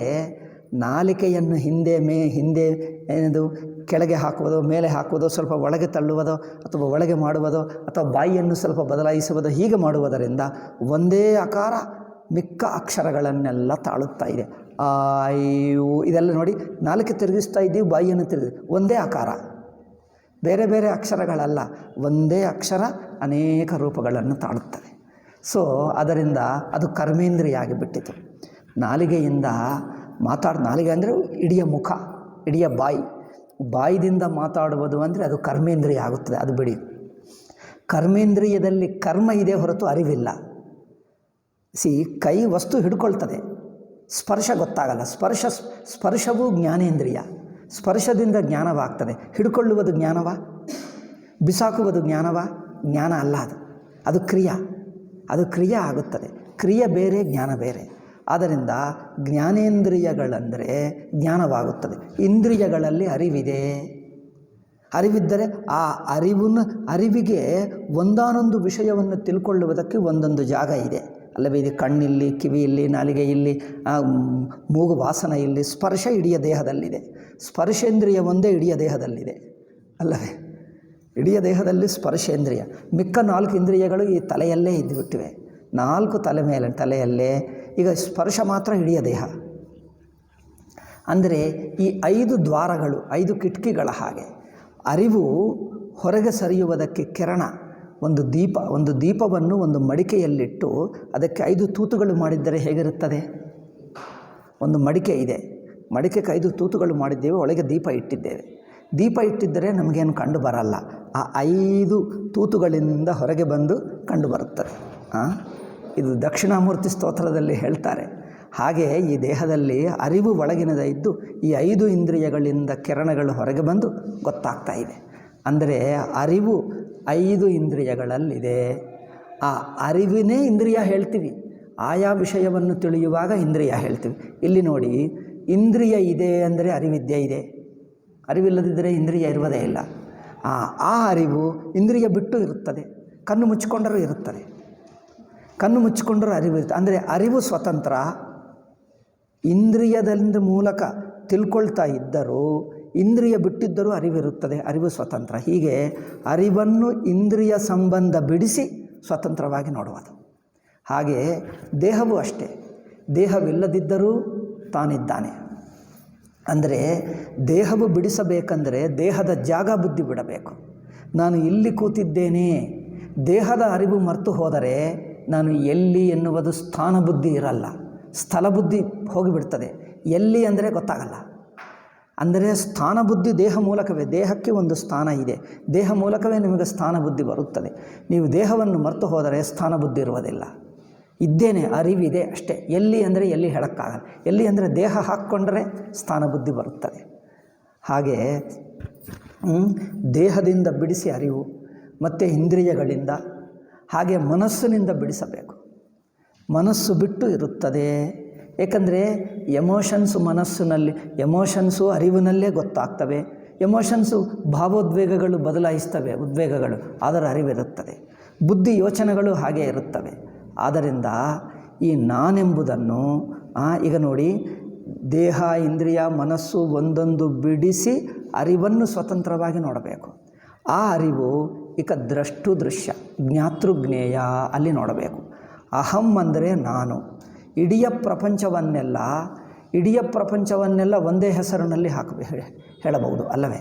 ನೀವು ಕಣ್ಣಿನಿಂದ ನೋಡಿದ್ದು ಬಣ್ಣ, ಕಿವಿಯಿಂದ ಕೇಳಿದ್ದು ಶಬ್ದ, ಎರಡನ್ನು ಸೇರಿಸಿ ಶಬ್ದಕ್ಕೆ ರೂಪಕ್ಕೆ ಒಂದೇ ಹೆಸರೇನು? ವಿಷಯ ಅಂದರೇನು? ಇದು ನನಗೆ ಗೊತ್ತಾಗುವಂಥದ್ದು ಇದು ಎಂದು ಹೇಳ್ತೀವಿ. ವಿಷಯ ಎಂಬುದು ಕಾಮನ್ ಹೆಸರು. ಪಂಚೇಂದ್ರಿಯಗಳಿಂದ ಗೊತ್ತಾಗುವುದು ಪಂಚ ವಿಷಯವೇ. ವಿಷಯ ಅಂದರೆ ಆಬ್ಜೆಕ್ಟ್. ಈಗ ಅದು ಏನೇ ಇರಲಿ ಆಬ್ಜೆಕ್ಟ್, ಇಡೀ ಪ್ರಪಂಚ ಆಬ್ಜೆಕ್ಟ್ ಒಂದೇ ಮಾತಿನಲ್ಲಿ ಬಂದುಬಿಡುತ್ತದೆ. ಇದು ಎಂಬ ವಿಷಯದಲ್ಲಿ ಅದು ಹತ್ತಿರ ಹೋದರೆ ಇದು ಆಗುತ್ತದೆ. ಅದು ಹೇಳಿದರೂ ಇದು ಹೇಳಿದರೂ ಒಂದೇ ಅರ್ಥ. ಏಕೆ? ದೂರವಿದ್ದರೆ ಅದು ಹೇಳ್ತೀವಿ, ಹತ್ತಿರವಿದ್ದರೆ ಇದು ಹೇಳ್ತೀವಿ. ಆದರೆ ಎರಡಕ್ಕೆ ಕಾಮನ್ ಏನಂದರೆ ಎರಡು ವಿಷಯವೇ. ನಾನು ತಿಳ್ಕೊಳ್ಳುವ ವಿಷಯ, ನನ್ನ ಅರಿವಿಗೆ ಗೊತ್ತಾಗುವ ವಿಷಯ. ಆದ್ದರಿಂದ ಇಡೀ ಪ್ರಪಂಚವನ್ನೆಲ್ಲ ಒಟ್ಟು ಒಂದೇ ಮಾತಿನಲ್ಲಿ ಹೇಳಬಹುದು, ಇದು. ಇಡೀ ಪ್ರಪಂಚ ಇದು ಬಂತು. ಆ ಇದು ಎಂಬ ವಿಷಯವನ್ನು ತಿಳ್ಕೊಂಡುವುದು ಯಾರು? ನಾನು. ಈ ನಾನು ಎಂಬುದು ಎಂದಿಗೂ ಇದು ಎಂಬ ಇನ್ನೊಂದು ವಿಷಯ ಸಂಬಂಧದಿಂದಲೇ ನಾನು ಇರುತ್ತದೆ. ನಾನು ಸ್ವತಂತ್ರವಾಗಿರುವುದಿಲ್ಲ ಅಲ್ಲವೇ? ಈ ನಾನನ್ನು ಇದು ಸಂಬಂಧದಿಂದ ಬಿಡಿಸಬೇಕು. ಇದು ಸಂಬಂಧದಿಂದ ಬಿಡಿಸಿ ತಾನು ಸ್ವತಂತ್ರವಾಗಿದ್ದಾನೆ ಅದು ಗೊತ್ತಾಗಬೇಕು. ಆವಾಗ ಜ್ಞಾತೃ ಆಗುತ್ತಾನೆ. ಜ್ಞಾತೃ ಜ್ಞೇಯ ಸಂಬಂಧವನ್ನು ಟೈಮ್ ಆಗ್ತಾನೆ ಇದೆ. ಎನಿವೆ ಇದು ಮುಂದುವರಿಸಬೇಕು. ಹೇಳಿದಿನಲ್ಲ ಒಂದೆರಡು ದಿವಸ ಆಗುತ್ತದೆ, ಇದು ಮುಂದೆ ನಾಳೆ ಹೇಳೋಣ. ಸೊ ಈ ಅಹಂಬುದ್ಧಿಯನ್ನು ಇದಂಬುದ್ಧಿಯಿಂದ ಬಿಡಿಸಿ ನೋಡಬೇಕು. ಅಹಂಬುದ್ಧಿ ಇವತ್ತು ಸಂಕ್ಷೇಪ ಹೇಳ್ತೀನಿ, ಮಿಕ್ಕ ನಾಳೆ ವಿವರವಾಗಿ.